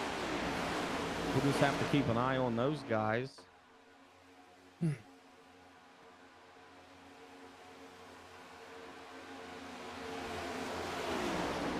just as quickly as it forms, it dissipates. Uh-oh, Bradley Carter on a wild ride there. Oh my gosh, that car has destroyed the inside wall. I was looking up front. I'm glad you said something, because I would have not seen it.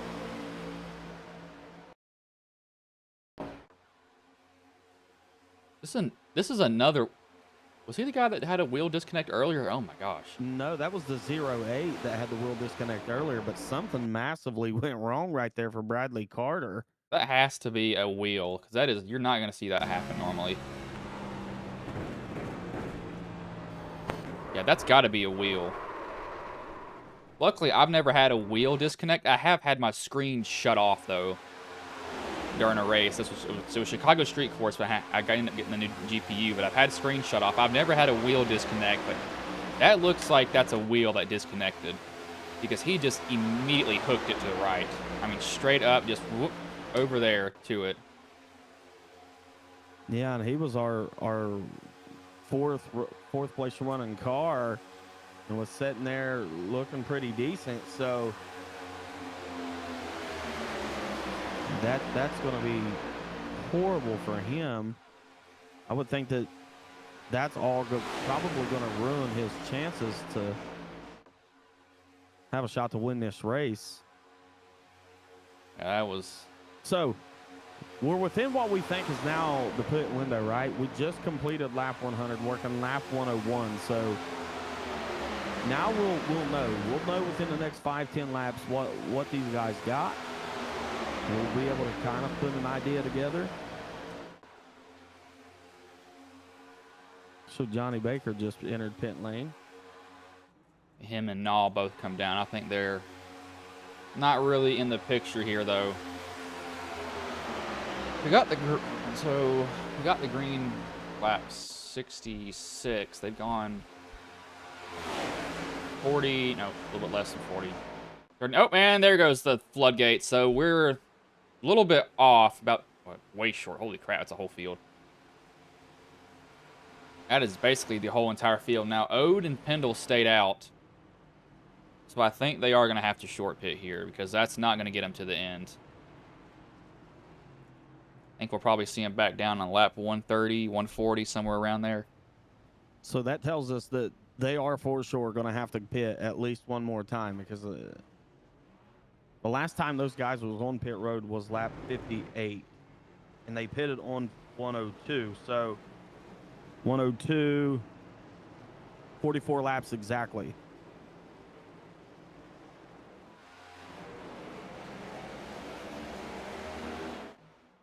The Pendle's way on the bottom, trying to get all the way he can into pit road here.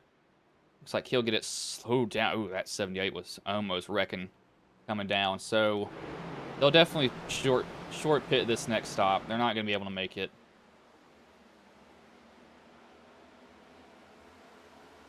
Just have to see what they do.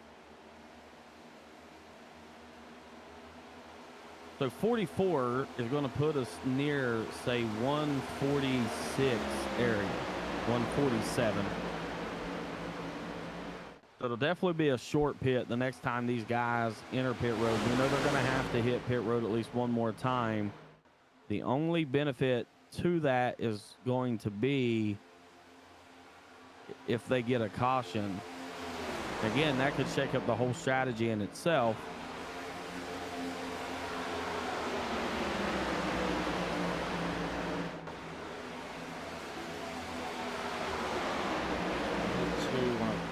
Oh, hold on. Ode's got a black flag. I think he was getting, yeah, he came in way too hot on pit road. I had a feeling he didn't get slowed down this time. So this group will blow by them. They'll easily get back on the lead lap. I don't think they'll struggle at all to get around him. The 15, the 31 going up high. Get low and out of the way.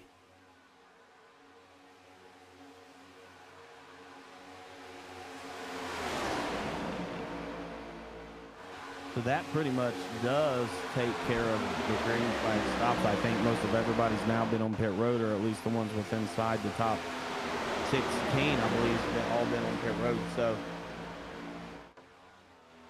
yeah, Ira's middle of nowhere, so he's gonna need a caution. Is that a girl or a guy? it is a guy. I was gonna say I can't tell. Ira sounds like a girl's name a little bit. I've never heard the name Ira. He had a super long stop. I'm not sure why he was in his box as long as he was, but he was in there for quite some time. Well, it's not. He wasn't long in his box. He was long on pit road. So, oh no, yeah, I was gonna say I was actually on camera. He slid through his box. That's why. He had to back it up because he only had a 14-second pit stop. That's actually one of the faster ones on pit road, but his total pit lane time was 53 seconds. It's always one thing that's kind of hard for some people. It's just like getting in your box. Like the brakes that they run at super speedways, if you don't change them, they're really long. They take forever to stop. So you got to crank the brake bias to the rear to get them to stop. And then once the tires are hot and they start to wear, they just do not, slow down at all. Braking distance goes away.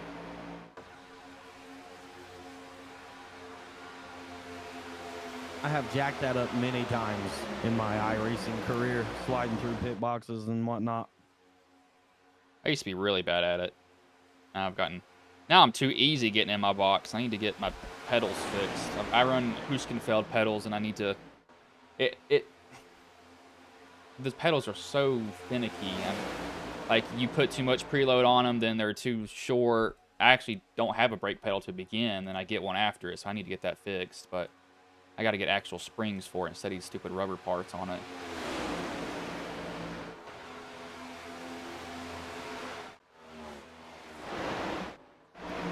That's 56.9s, 50. Yeah, 56. 46 nines, not 56. Good lord, that'd be really bad. Yeah, I mean, I just don't see the need to save here, right? I mean, you know, you're going to have to make it. You're going to make one more stop at least for sure. So I 100% don't see the need in having to save. I think right now you just got to go and got to execute on pit road at least one more time, right? You got to get on and off pit road. We've seen pit road be a dangerous place for some of these drivers tonight. Just now the one thing these drivers are going to have to do is make sure you uncheck your tires. I don't think you want to be taking tires here at all. I'm pretty sure you just want to be getting in and out. Tires and go. That's all you have at this point. Yeah, I mean, you're only going to need what, say. Yeah, if you want to take enough for a green-white checker, if you want to bank for that, maybe 15 laps of fuel. So, yeah, I don't think there's going to be enough time to take lefts or rights. I don't think you take any tires. I think it's just going to be a splash and go type of pit stop. So.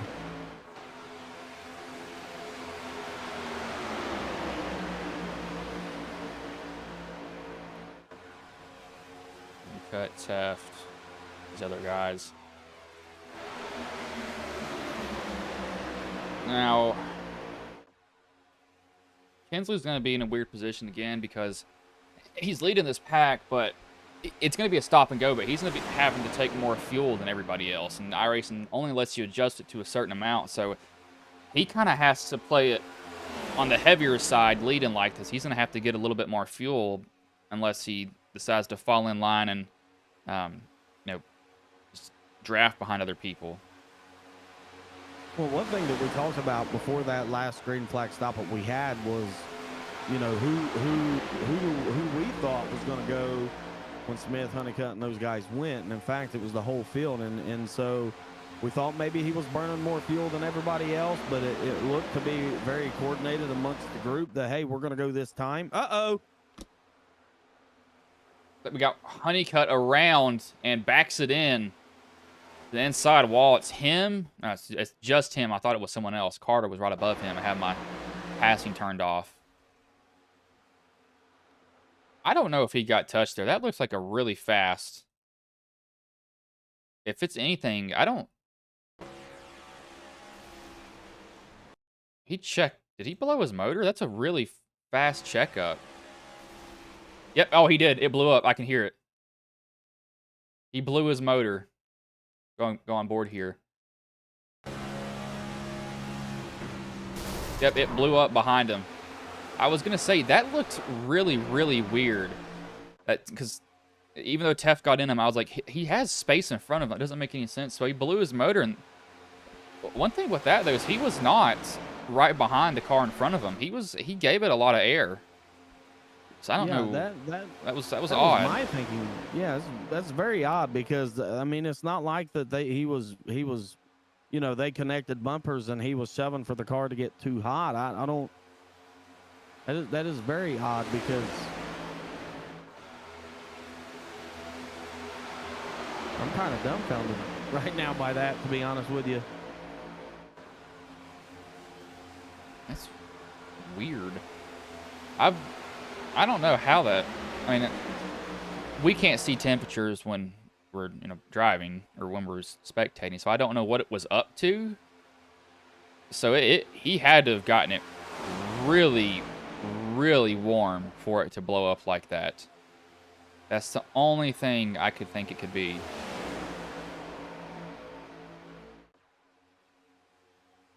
It's going to be a heartbreaker.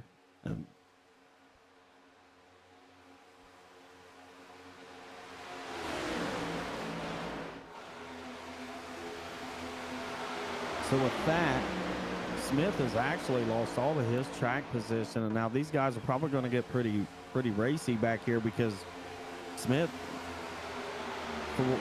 So when the contact happened, it looked like the field started to check up, and he had such a lead that Taft, Norris, that group, went ahead and just went on around. He actually fell to the end of that longest line right there. Now we see him on the outside, so I would think that he's going to try to get some guys to generate some some runs. He's been wanting to be in the front all night long. We can see Honeycutt starting to merge right there. Wayne Scott bounces out to the outside. Right. No, not right now. They're getting close. So within 6 laps, they'll be in the span of, if they want to pit, they can pit and make it to the end. That'd be really short on that, but you can run it longer and then before make your pit stop shorter. It's just, do you want to do that is the question. I know some people won't. Well, I think the biggest problem with that would be you would want at least 5-6 cars to go with you, right? Because then you could generate some momentum if you decided to go when your pit window opens, right? I don't think 3 cars is the right move. I would think at least 5-6. So I mean, the option's there, but I foresee these guys running it as long as they can and everybody just short pitting it for probably about a 10-lap dash to the end. So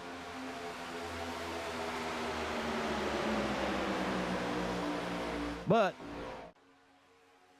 I've always said you can't win the race doing what everybody else is doing. So kind of a scary moment right there for Smith and company. We'll just see what they do here. It's always a guess and what guys will decide to make move-wise here. See, the 92 looks like he's going to get a pretty good shot down the backstretch. Get a little bit of a bump. I don't know if that's I can't tell if that's a throwback paint scheme to somebody because it's definitely got Bear Bond all around the car. That's not a normal paint scheme. Which car are we looking at? Yisprin's car. I think it's a throwback to... I don't think it's one Pablo Montoya. It's got to be like a Kyle Larson car because it looks like it has Bear Bond on it. He always runs that paint scheme also. It may just be made like that. I'm not completely sure.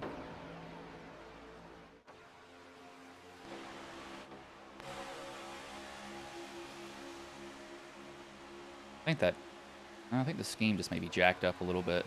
You see up front now, they've gotten a little bit racy. Prince has gone to the lead. He's gotten a shove by Kinsley.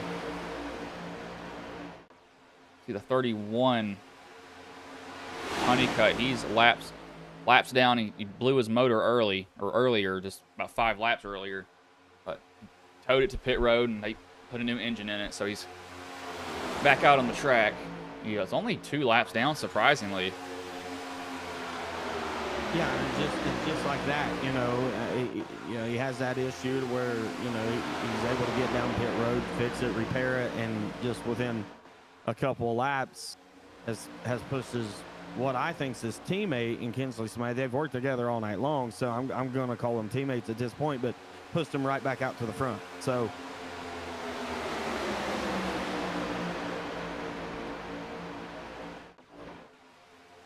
goes Teth to the outside, trying to make a move. And get up behind Honeycutt. Looks like he will easily get a draft up there, and he'll duck down to the bottom. So Honeycutt will lead this pack. The 20 Crowell will try to come up on the outside. He's got the 82 of Meal coming with him. Now, if a caution was to come out here, right now, if he's out in front of the lead pack, so he would technically only be a lap down, would he not? Yeah, he'd only be a lap down, but I don't think you get the lucky dog. You have to go catch O, Baker, from Fennell, which they're all running in a pack, so I don't think they'll go another lap down. I see that now. Yeah, he's actually about the 4th car down. I see. So yeah, that's not really going to be a benefit, but cautions breed cautions, right? So if he was able to catch a caution, and then we restack the field, then he put himself in a position to race with those guys that is currently a lap down. Nonetheless, Kinsley Smith and Yesprin's looking to, not Yesprin, sorry, that's the 20 of Crowell, looking to come to the front.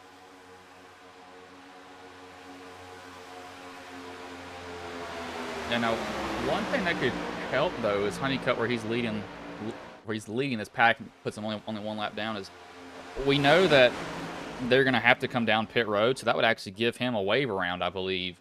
And then if another quick caution happens, he should be good. And he pitted on lap 111, so it's not like he's gonna run out of fuel immediately.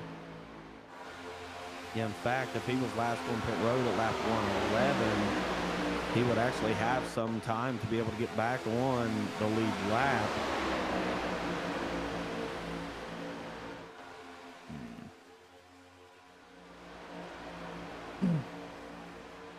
Ugh. So we know the pit window's open. We know that. And we know that we're probably going to see these guys hit pit road here and say probably, 15, 20-ish laps. Yeah, I think that's why we see some of the racing that we see with the three, the side-by-side, the outside line moving a little bit.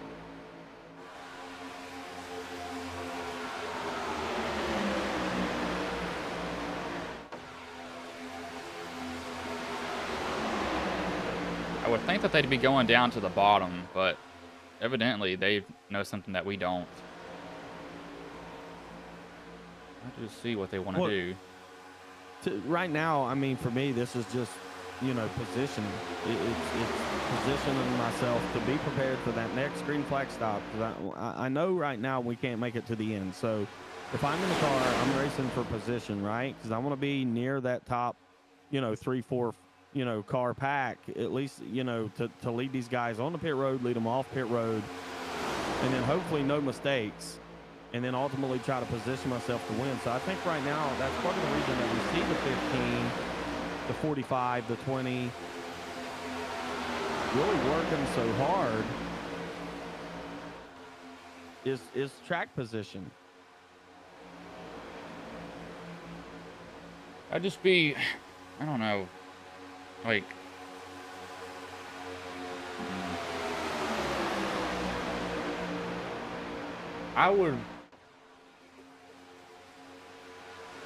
I'd be working down to the bottom as soon as I can. You do not want to be that car that's stuck on the outside and cannot get down to the bottom. That, especially this late in the race, that will ruin your chances, as we only have 36 laps left. If you can't get to the bottom, then you're basically done from that point onwards.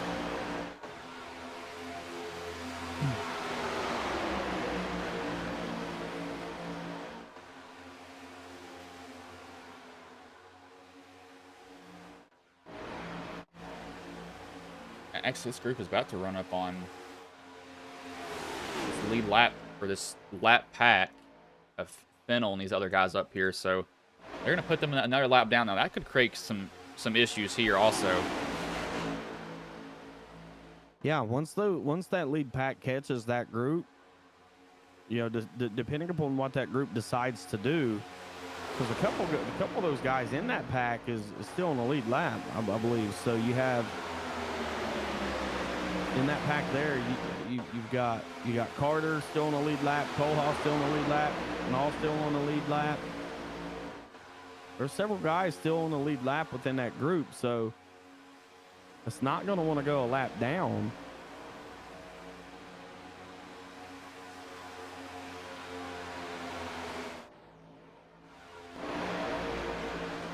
Still waiting for when they pit. I don't know. I don't know why they'd be going as long as they are. I feel like you should go right now. I think you could. Well, yeah, you can make it now, but I think that they're just trying to make it, as soon, or not soon, as short of a pit stop as possible is really what they want to do at this point, is make it minimal overall. So I think that's why they're trying to run it as long as they can. Now, you got to see how many people you drag with you too when you go down pit road also, because if you don't come with anybody else, and you're kind of you're in a bad spot. Yeah, I agree. Right. I mean, the races from this point here, the race is who's going to be able to execute getting on and off pit road on that last stop. And whenever that last stop comes, you're going to have to be prepared, and I'm sure these drivers are. But it's going to be pit road execution.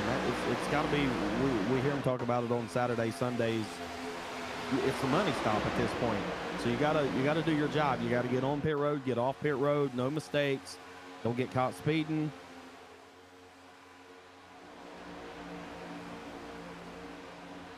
It's just when do they make that choice? Feels like they've been going on forever at this moment.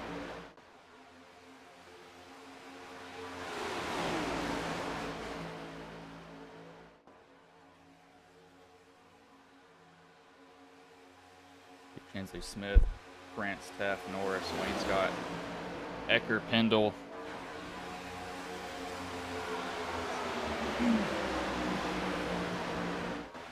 So almost 30 laps left here. It's been a long race. Started at 6:45, now 8:42, so it's been 2 hours so far for these guys. Yeah, we're nearing very close to the, say, 33 lap to go area. So again, you called it. You had made mention earlier, you know, with about 30 to go is when you think these guys would probably hit pit road. And so we'll see what these guys, maybe they've got the broadcast pulled up and they've heard us talk about fuel mileage all night long. Maybe we get a couple of takers, you know, with about 30 to go. And they could be looking and realizing, hey, maybe we come down pit road now. What's the choice that you make? It's always the question for sure. Kinsley still leading that group. Kinsley's going to be having to take more fuel than everybody else, so I know he's probably trying to run it as long as possible for him. He does not want to be caught, you know, coming down pit road and being the odd one out. That's the last thing that he wants.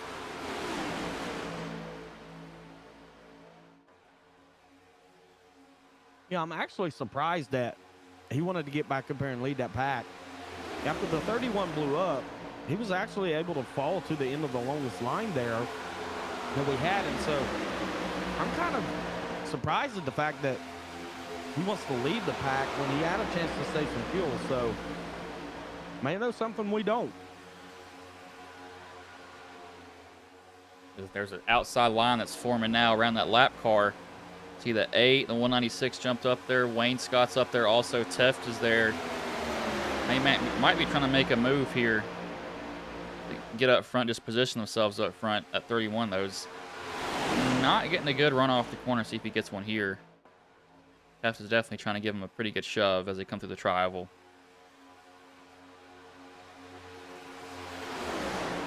Again, the only thing that I would think that the reason this line is trying to do anything, now we know Honeycutt's a lap down. The only reason I would think that Teff, Wayne Scott, and Ecker in the 94, the Pendle is all in this line is positioning. To me, this is a position battle. It's going to be one getting on off pit road and ultimately positioning yourself for this next green flag stop, provided we don't have a caution. So to me, this is a positioning type of situation right now and preparing for this next stop.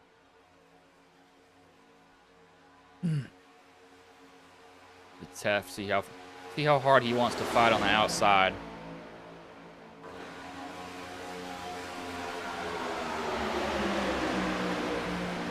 I want to see maybe if he can get Kinsley to burn a little bit more fuel driving like this.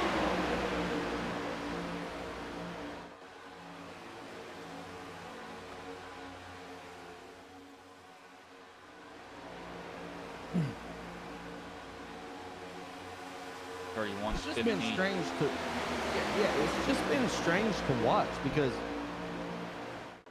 it's like a couple of these guys can link up and they can make a big run to the front, but then a couple of these guys can link up and they can't go nowhere. It's been the wildest.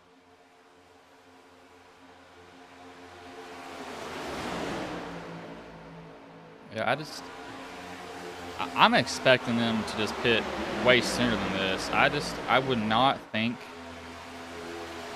that they would be running as long as they are. I mean, it's not like it's a horrible thing either, but I'd expect them to be coming down now.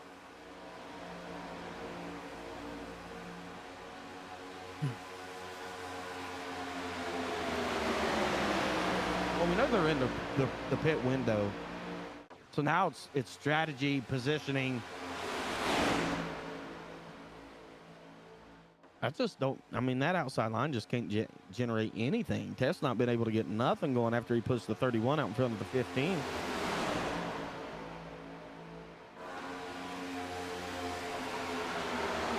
Yes. That 20's laying off pretty far too. He's not really, you know, like kind of up on him. He's got a pretty good amount of room between them. I think that's why he's kind of laying off as much as he is right now at the moment.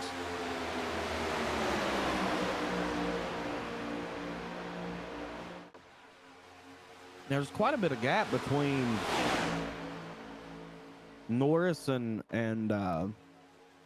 Yesbrun right there. So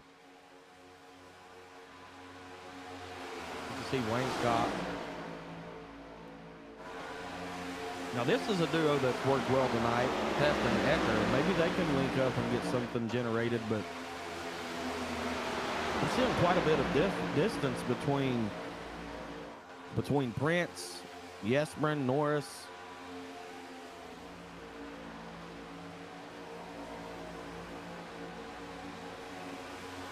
I wonder if these guys are going to run their fuel dry and just put the absolute minimum amount. This is really interesting with their fuel. They can go to 47, so they've got about 12 more laps, but I'd expect them to come down sooner than that.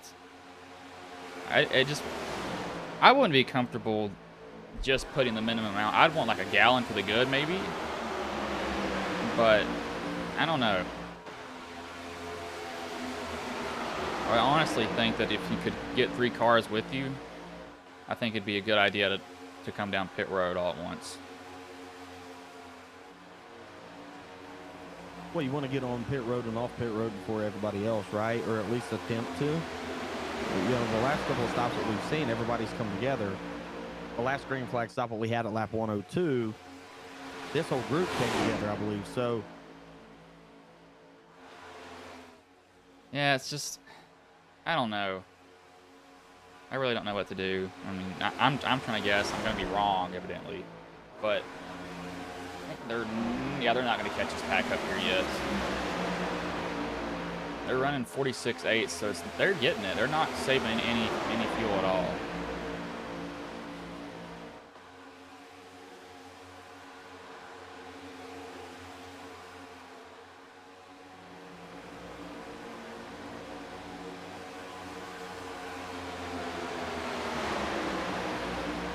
Though he's got that 31 in front of him, so it's actually kind of helping him on fuel. He's not going to be burning as much trying to lead this race. Got somebody that'll be pulling off of.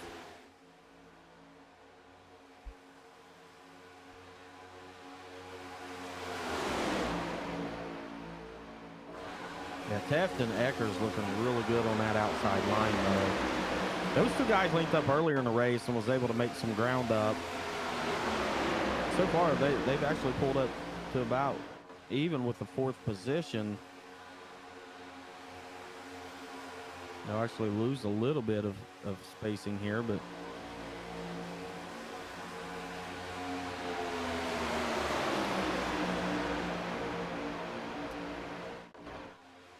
and Teft and Ecker just ran their fastest lap of the race, 46.50 flat. Fastest lap, actually no, Ecker's fastest was a 46.45, so he ran near his fastest lap. Teft ran that up in that high line.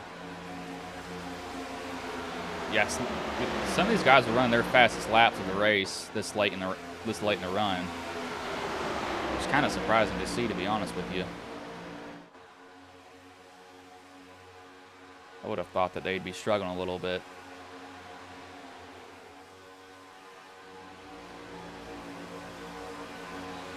Well, 30 to go is when you said you thought the intensity would pick up. So that seems to be the case right now. Teff's getting a little bit more aggressive with that side draft. He's not overly aggressive, but he definitely is getting down there a little bit closer to him. Probably trying to just pull him back as much as he can to get himself up there. It's always really hard to try to make that outside line work on your own. You really need a lot of help. It's going to take a lot of side draft, a lot of help. They've got 4 cars in that line. If they side draft enough, they might be able to generate something.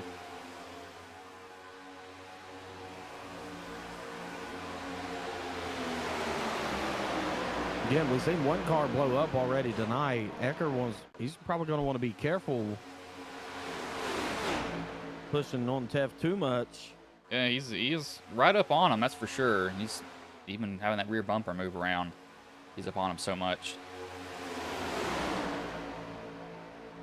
He's trying to poke out and get some fresh air, but he's definitely not leaving a lot of room at all.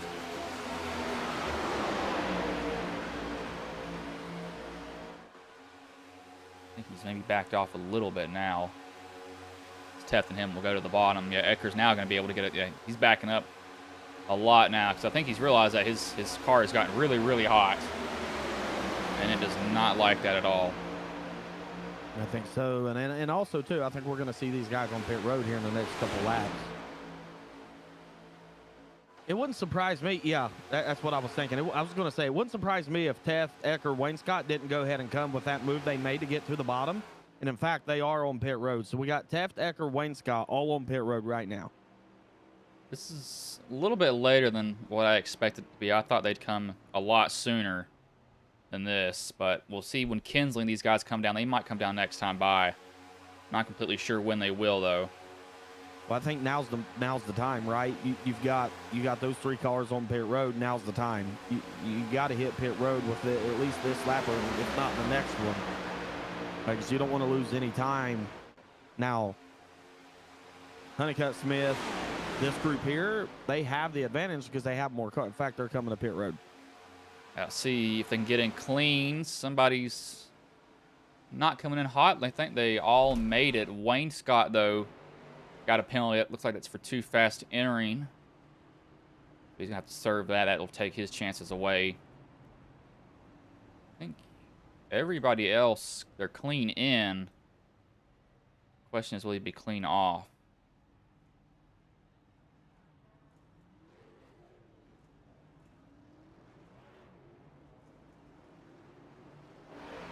Pendle needs to come down still. Oh, and Prince got a black flag. It's got to be a too fast exit. That's the only thing it could be. Yeah, because he was clean all the way up until that point, I believe. So we know at least Wayne Scott and Prince both with black flags. Now,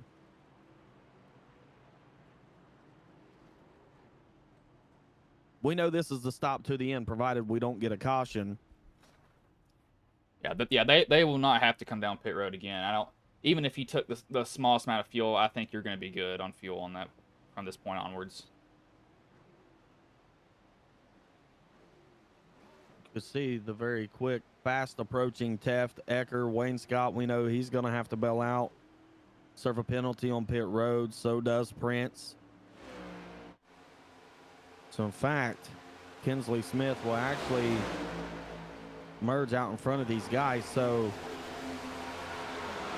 looks like to me right now, Bryce, we're only going to have maybe at best a 4-car battle. The way this is shaking out to the finish here, unless there's a caution. We had a little bit of off-track stuff here. Oh, they hit the apron coming off of pit road. That's Baker. It looks like the 21 did it also. No caution was it brought out there. They were off the racing surface, so they stayed green.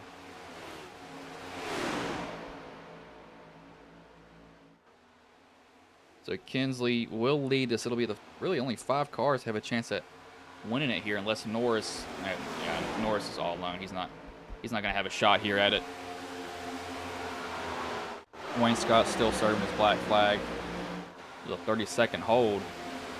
Running up on some lap cars here, though. It's going to get really dicey. Yeah, I believe the 82, the 81, and I believe the 57 Aaron Roth all was on the lead lap. So now we're going to have a battle within a battle, because now it's going to become, being the first car one lap down, if a caution comes out here. So at this point, you got to get up there and race. There's in the event the caution does fly. Yeah, you can't be holding back now. You just got to go. Kind of interesting to see, how these guys will race around each other now, knowing that.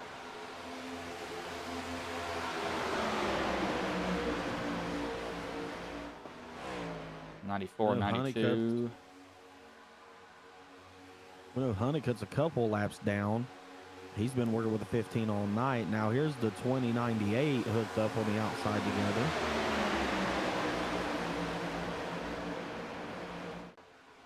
Theft is known to be a good shover, so I think you can trust him if he's behind you. I just don't know who else you can trust after that, because everybody's kind of for their own. They're gonna shut you out any chance they get.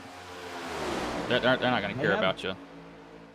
Yeah, they're not. And actually, now they have a few more cars on that outside line, but still, the 15, 31, 78 able to manage. And now they've got the 45, 81 right there with them. So we're dead even. 5 cars and 5 cars.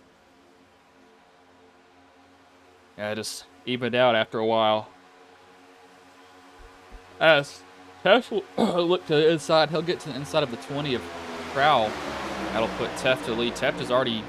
Never mind. I was thinking about the Friday League. I was going to say Tef's already won. But Tef is the one that puts on these events. He does normally pretty good. Crowd's going to get a pretty good shove here, come down in front of Tef. Looks like he probably need to slam the door on him. However, that 20 may have came down at the wrong time. Maybe need to do that a little bit later than what he did. We're say 13 to go, give or take, 14 to go right now. So now the race is on. Now these guys are going to start racing. And within this pack of cars that we're watching, we've got some guys that's going to be trying to battle, to be the first car lap down in the event that a caution does come out. I venture to say we're probably going to see one. I think we're going to get a shove going wrong or something along those lines. We may stay green to the end here, but I would think we're going to see a caution.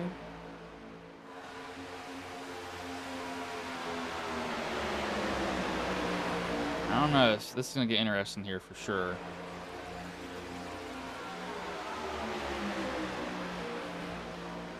7 to 31. Got a little bit of switching going on up here. Only 7 cars on the lead lap, and it may be a lot less here in a minute. 31, though, see Tef's going to move up. Oh, there we go! There it is. Trying to find the wreck. There it is. Caution will come out with 12 to go. Don't know who to put the blame on there. That's net code. I can see it from here. Around Kinsley.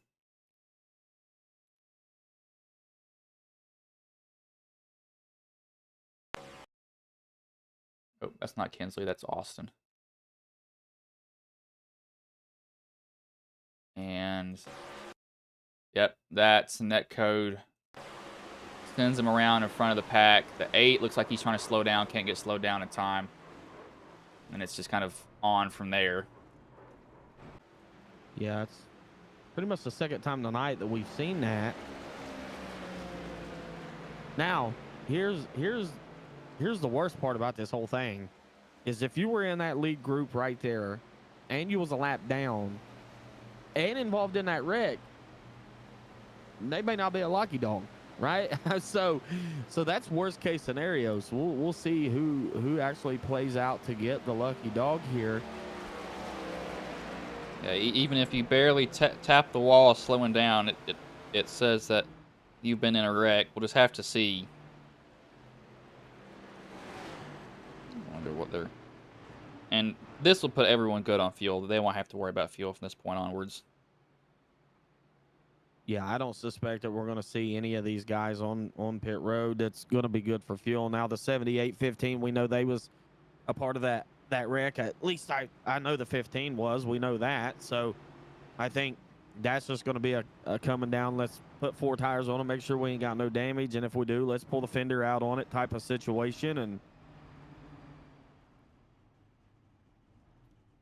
I think the 8. Nope, he used his fast repair. He saved it. I thought he had used it earlier. Was waiting to see with him, but he had somehow saved his fast repair for a while there.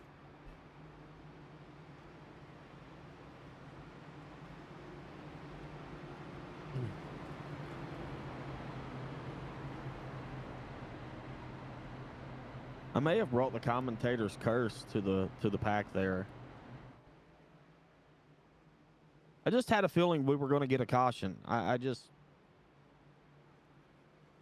there's a lot of different things going on, a lot of different moving parts. I mean, it did happen right after you said it, so.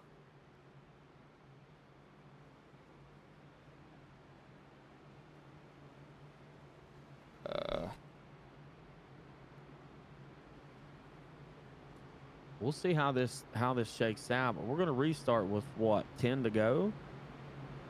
Or less than 10 to go?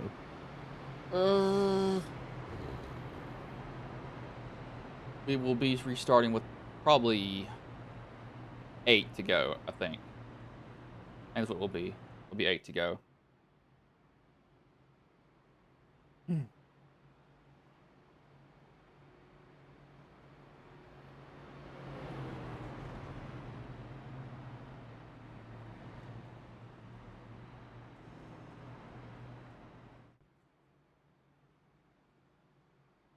So Teff, Crowell, Norris, Pendle, Yesprin, Ecker, Smith's going to be the top 7. Prince going to be 8th.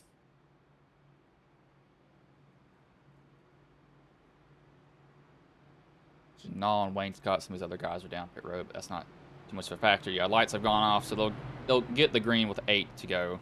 We're coming to 8, sorry. Sorry, coming to 9. I don't know. I can't do this. English is hard, math is hard.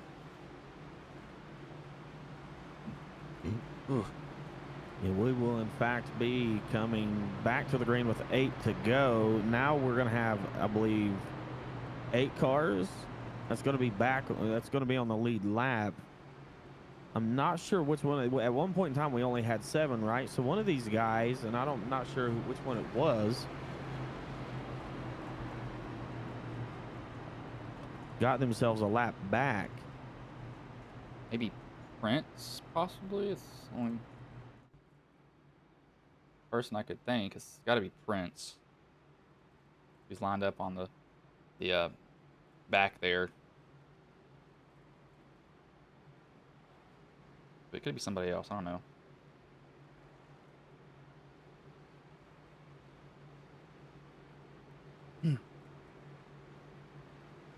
So right now we're going to have about 8 cars. It's really we know we may not be done with cautions here, right? I mean, we know how this style of racing goes. So any one of these guys that's currently a lap down, that's going to be pretty much from Pinnell down to, well, Carter down to, looks to be Null, I believe, all going to be a lap.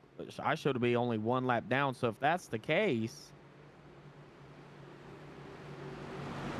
Carter will be hoping for a quick caution. I do know that. They're going to have a lot of guys hoping for a quick caution. Yeah, I think so too. And then we know the leaders are going to stay out, right? So it's only going to come down to a lucky dog situation as the pace car is going to dip off, and we're going to get this race back under green flag. Andrew Teff will lead them to green as the green flag is in the air. We are underway here. He does the smart thing and doesn't get too far out there. He doesn't leave a really big gap at all. The car behind him, the 7th, going to come with a pretty decent run, though. The guys behind him did not get a good start at all. Absolutely horrible one.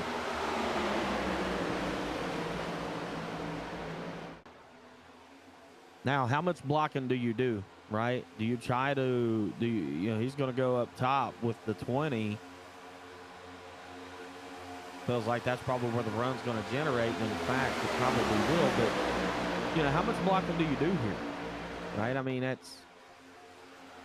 Oh, there we go. We got somebody around behind that will bring out another caution. 31, it's the 51, and the 6 are involved. I think that was a 51.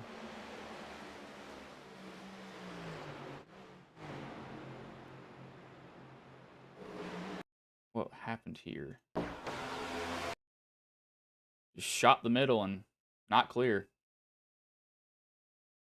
6 has nowhere to go. And it was just kind of on from that point there. So I think this will bring them to, I think, 4 laps to go when they get the green. Yeah, what this does also, too, is going to allow the 37 of Alan Carter potentially to get back on the lead lap. So I would want to know who gets the lucky dog here, too. That's one thing I'd be curious about. I'm showing Carter to be the first one to lap down. Now, if he didn't take any damage or any contact during that caution right there, I would think that he's going to be the one, but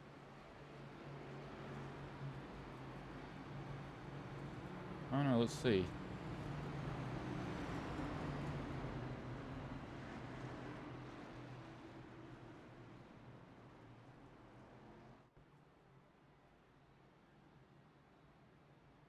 I don't think Carter got damage. Looks like he was in front of all of it. See, I think we'll see right here. If it waves him around, then we'll know he's good. He should be doing this relatively soon, though, on the wave around. Shouldn't be taking too long on it. no, in fact, it's going to be the 57 it looks coming up through there.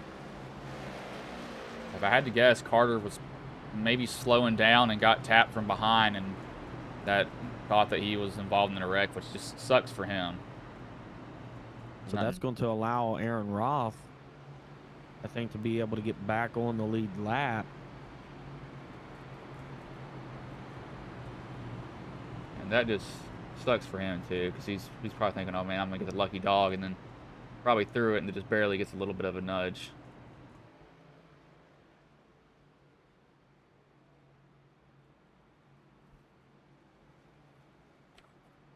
So Teff, Norris, Crowell, Ecker, Pendle, Yesman, Smith, Prince. It's going to be the top 8.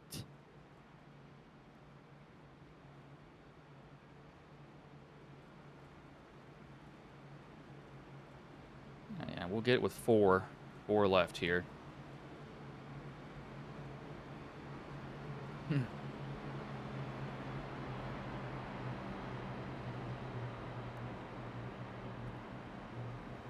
So how's the race been from your point of view? We kind of had that really, really long stretch where not a lot was happening. I mean, you were trying to guess on fuel. Yeah, I mean, it's just kind of the race that we thought we were going to have, or at least I thought we were going to have, right? I mean, we knew, we kind of figured we were going to see some patience. I had kind of in my mind longer green flag runs and things like that. So it's kind of shaken out just exactly kind of how I thought that it would, being a full-length race and my first time calling one. I kind of, tried to visualize in my mind how this was going to play out. So it's been exactly how I thought that it would go. I didn't think fuel was going to be as big as issue as what it was, but it in fact was quite a big issue for us. So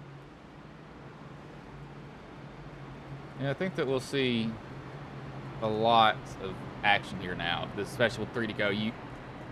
You're going to be pushing a way harder than what you were before. So it's going to be interesting to see what these guys do. Yeah, so now the pay window's open. Yep. I mean, you're absolutely correct, right? I mean, the pay window's open now. So now it's a matter of who, and you talked on it earlier, who can, lift those elbows up and really drive a car. And we'll see when these pushes and these bumps start to come, who's going to be able to do that will we see a third line generate? I don't think we will, but will we? That's also in the mind, because you're not gonna. To me, you're not gonna win this race from, you know, 6th, 7th on back, and unless there's a caution on the white flag lap and you make it through. So I think, you know, at this point you got to be elbows up, and it's going to be full bore, and it's going to be earned at this point, I think, Bryce. Yeah, I don't think this is the last we've seen of Rex. This is when guys, they really push when they shouldn't, and you kind of have to. You have to push when you shouldn't, and just hope that he, you know, can take it. There's nothing really that can be done about that. If you can hold on to it, good. If you can't, well, then that sucks for you at that point, pretty much. Yeah, I mean, guys like Teft, Norris, Crowell, Ecker, you know, those front 4 cars, they've done a really good job throughout the race tonight to position themselves in a spot to win this race. So pace car is going to be off, and we're going to go back green. As green flag is back in the air, we are back underway here.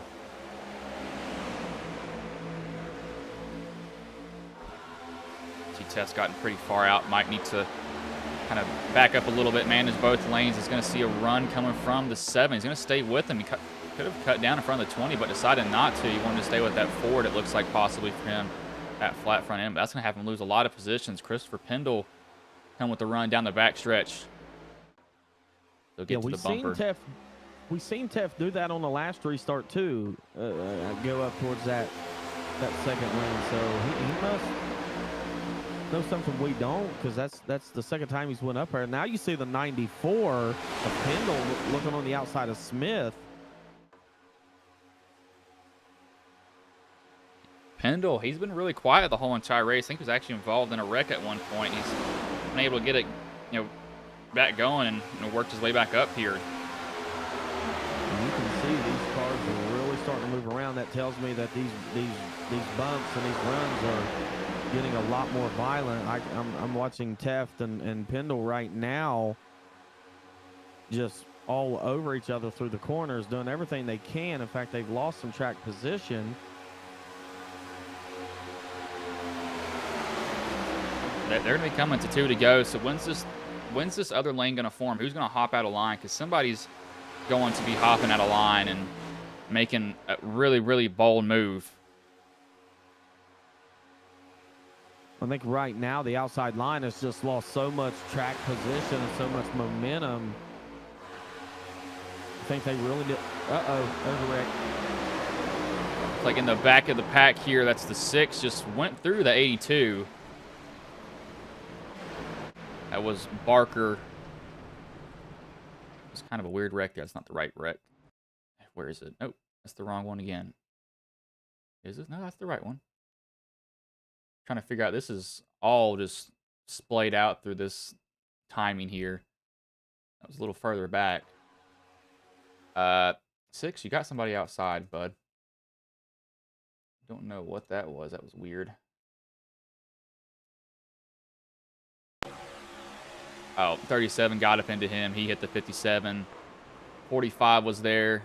The 82 went through the 6. I don't know how he did that. That's very, very lucky for him. Well, besides whoever that was, all the way up there has got some pretty bad damage. That'll put us to a green-white checkered attempt, though.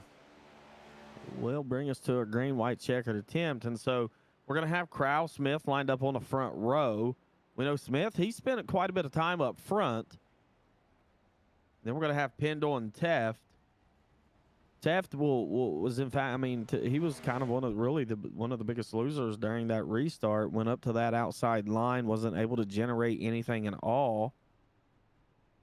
I think he'll actually line up on the inside or outside of, I believe, Smith. So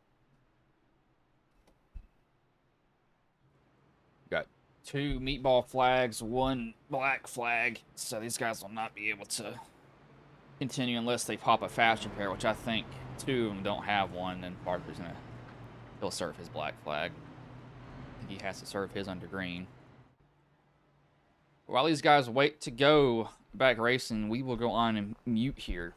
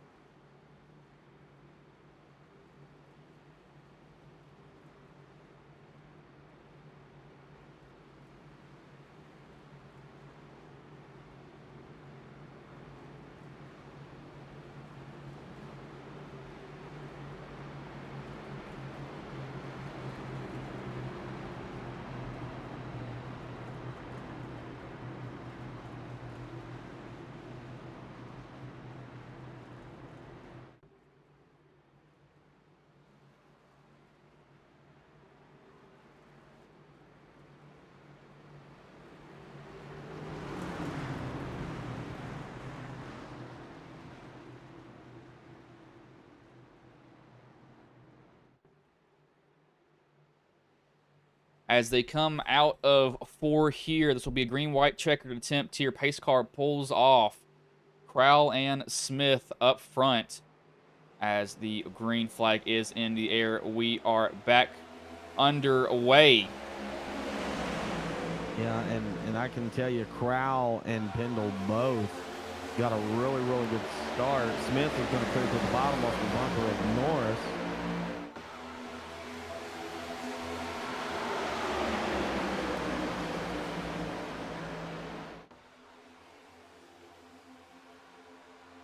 I think the goal here now is if you're the leaders, right, you want to see the white flag.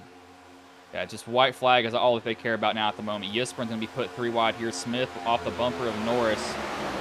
Crowell getting a shove from Pendle. Pendle trying to stay up on that rear bumper as much as he can. Right now, they'll exit turn 4, and they will head to the tri-oval to see the white flag, which means that there'll not be another attempt, and so this is going to be the finish. Cab coming through the middle. Oh, oh my gosh. Welcome to Talladega 2012. That's a huge wreck in the back. They're still wrecking. Can Pendle go and catch him now? He's got to hope that he gets to Yisprin, but Pendle has some heavy front end damage on that car. That was a massive wreck. Here comes Pendle here. 20's going to put himself in the wall. Who's going to... Oh my gosh, the 92 is going to win this race. Timothy may come home with the win here if they're not able to mount a run in time on him. And it will be Timothy Yisprin who will take home the win in a wreck-filled last lap. What in the world just happened? I don't have no idea. Well, that was interesting.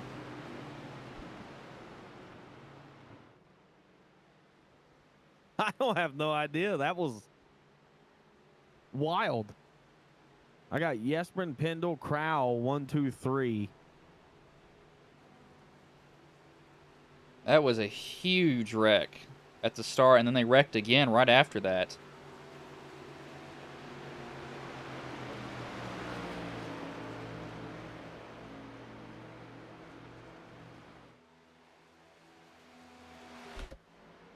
I'll watch him do his burnout. Yeah, I'm just at a loss for words for what we just witnessed right there. That was quite an interesting finish. Yeah, that was weird. That was really, really weird.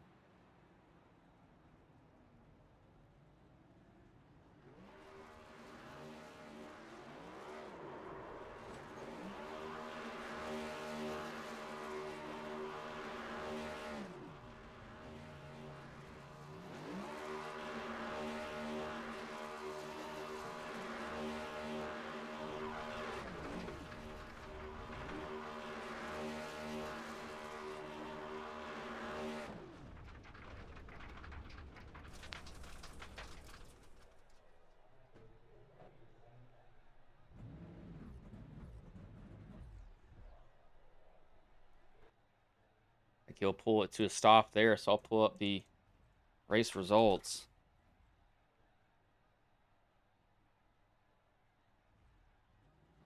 We'll bring in the third place driver and Corey here in a minute.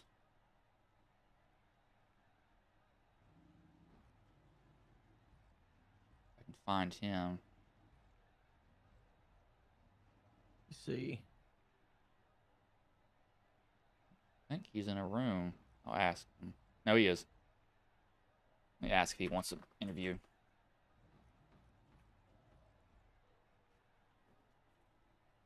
Corey at...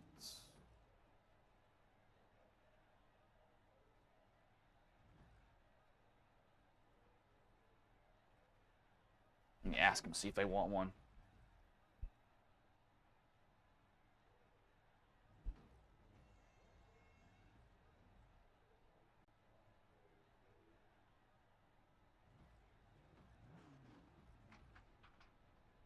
That was an interesting finish, though. That was definitely an interesting finish. And I tell you what, it coming to the line there, you thought those drivers were going to be able to keep it straight, keep them forward, race their way back to the line after taking the white flag. We seen Teft in the 98 kind of shoot the gap.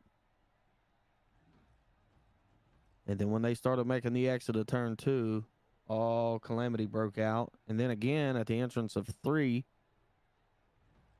And ultimately, Jesperin was able to clear every single one of them. Was the victor. We'll bring Corey in first. Hey, Corey, this is Bryson Brandon in the booth. Got a copy? Yeah, what's going on? Man, so just fall a little bit short there at the end, but how hectic was that last lap? Because that was a huge wreck going into 1 and 2, and then another wreck happened again. Yeah, I seen Kensley get hooked, and he come across my nose, and at that point, white flag's already thrown. It's just there was no break. It was just all in. Richard gave me a bump through it, and then I kind of got pushed out there. I seen Richard behind me, and he was a lap down, but it didn't register at first. And then when I seen him coming high, I didn't know who was behind him, so I went up to block. I didn't go too as quick as I wanted to because I was thinking he was going to drop back down. So that was kind of like it was like a fake to go high and then go back low, but he just stayed high, and I just went up there and destroyed him, which then destroyed the 94 as well. So it sucks for the both of them. I wish it would have went green all the way through. That would have been a sweet finish, but overall it was pretty good. Pretty good day. Yeah, it's definitely kind of one of the things where you're like, well, crap, that's just how it folded out. But how was the race for you overall though? Because you qualified 15th, and you seemed like you were running up front pretty good portion later towards the race.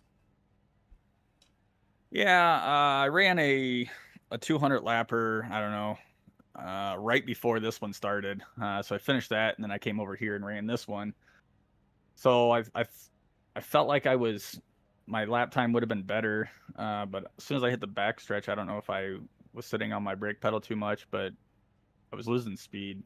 So I started mid pack, which was not ideal. I didn't want to start there, but it is what it is. This group of racers, I mean, they're always pretty clean, so I knew it would be all right. But yeah, we made it through. Yeah, that was heck there towards the end. But how was that fuel there at lap 100? Because we were trying to guess the fuel strategy that y'all were going to go with later on in the race. Yeah, I don't know. I was telling my teammate, if we could stretch out 5 on this run and then 5 on the next one, we can do it in one stop. But I was involved in an incident before that, so I pit and he didn't. So there was no way he was able to. So our strategy was kind of messed up on that. So we were just kind of riding around in that backpack. And then he kind of got this weird bubble where he was the back car of that pack, and he just lost the draft. Once they went too wide, it kind of sucked that one car in front of me up. So he lost it. So then from there on out, it was just kind of like who I want to go with. So I just kind of had to choose who I thought was going to be the better ones to go with. I mean, it played out, just not ideal. All right, man. Well, before I let you go, is there anybody you want to thank? Any sponsors you want to shout out that may have been watching the stream here tonight? Yeah, shout out you guys for the broadcast, Andrew and everybody involved with Racers Elite putting on these races. It's pretty neat. It's fun. Gives something for somebody to work for. Mars, all of my teammates over there, and then just anybody watching. We appreciate your guys' support. All right, man. Well, I will let you go. Good job coming home third tonight, man. All right, thanks. Corey, the third place driver. We will bring in the second place driver and Christopher Pendle. Hey, Christopher, this is Bryson Brandon in the booth. Got a copy, man? Yeah, man. What's up? And so you come home second after whatever that finish was. How did the race go for you overall, though? Well, it was all right. I was just trying to be patient, save a little fuel when I could, and just kind of learn. I tried to stay out of the trouble, do everything I could. I rode in the back for a little bit, then like 20 laps into the race, 25 laps into the race, I had a black screen come on my computer and or my TV, and I had to pull left and turn that off real quick, and I got a lap down, and we started getting cautions, and I was able to get my lap back with lucky dogs and stuff, and got back up to the front there. was doing real good, you know, and then I missed pit road like a lot of got that last green flag stop there. I missed going into pit road with everybody, so I pitted alone, and then it kind of screwed me. But then a caution came out again. I somehow got um, back up to third there with all those cautions, and I almost had a shot at the win there. My teammate Odie, the 78, he was a couple laps down. He was doing his best to push me, and then I got in that wreck off too, but I was able to still stay second behind Corey, and Odie was I was using Odie as a draft, and he tried to make a move on the outside of the 20 because he was faster, and then it just the 20 blocked and wrecked me in the 78, and the 92 was able to capitalize. Congrats on him. He was excited about it in the waiting booth with me, and you know, second place always stings. It sucks. It just, especially with what's going on, and man, I'll take a second, I guess. It just stings. Yeah, I mean, it was definitely hectic there towards the end, but you know, what's the chains of emotions just that whole last lap? Because it's like, oh my god, I have a chance. Then it's like, oh, now I don't have a chance. It was just frustrating. I mean, I was last lap. I was there. I was just staying on the back of that 20, and then that caution or that wreck came out, and I was doing everything I could to just stay there. And then, like I said, when that wreck hit and I tried to split it, I got a little bit of front end damage, and I thought maybe with Odie in front of me, and I was able to catch him, and I thought maybe if we made a move, we was going to win. And he tried to make a move for me. Just like I said, the 20 was slow, and then when the 20 blocked him, and I don't know if he knew he was a lap down or not, but 20 blocked him and wrecked him and wrecked him into me, and then the 92 was able to get to the bottom. It's just, once I seen the 92 pass me, I was a little dejected. Like I said, congrats to him. He got his first win, and it's just, with, like I said, with all the money it was on the line tonight, everybody was going to push hard, and it's just sucking. It just sucks that I came up one spot short. It is what it is, and we'll go on to next week and next race, and hopefully we'll get one spot better. All right, man. Well, before I let you go, is there anybody you want to thank? Any sponsors you want to shout out that may have been watching the stream here tonight? Yeah, just thanks to everybody that races, and thanks to Andrew for putting on these events. I mean, he puts a lot of time and effort into doing this, so we appreciate it. And thanks to you guys for broadcasting. You could be doing something else, but you spend your time broadcasting, watching us, and I'm sure we all appreciate that. And thanks to my buddy TJ Lane for making me a new scheme to run tonight. This is my first time I've had this scheme out, and it I guess it has a little bit of good luck. And thanks to Deep Race. Thank you all for watching, and it's time to go get ready for bed and get ready for work in the morning. All right, man. Well, I'll let you go. Good job coming home second tonight, man. Thank you. Appreciate it, guys. Y'all have a good one. The second place driver, we will bring in the race winner in Timothy. Hey, Timothy, this is Bryson Brandon in the booth. Got a copy, man? Yes. So I don't even know what that finish was. What are your emotions, though, knowing that you come home with the win after whatever that was? I would rather be lucky than good. And I was very lucky. Yeah, so I mean, look at the wreck over in turn 1 and 2. I had a lot of really good guys in front of me. I'm only a B class, and everybody else is A. I felt like I was an underdog, but I tried to follow Andrew, is the one that I needed to stay behind, but he got caught up in that wreck in turn 1 and 2. you know, so like, what's going through your head that last lap, seeing that happen in front of you, and then seeing another wreck happen in front of you, and being able to squeak through with the win? Well, I mean, I see that we still, hauling tail down the back straightaway and 3 cars ahead of me. And this is but whenever they start wrecking up there in turn 3 and 4, I just had to yank it down low and just try to keep my momentum. And I can't believe it. I made it.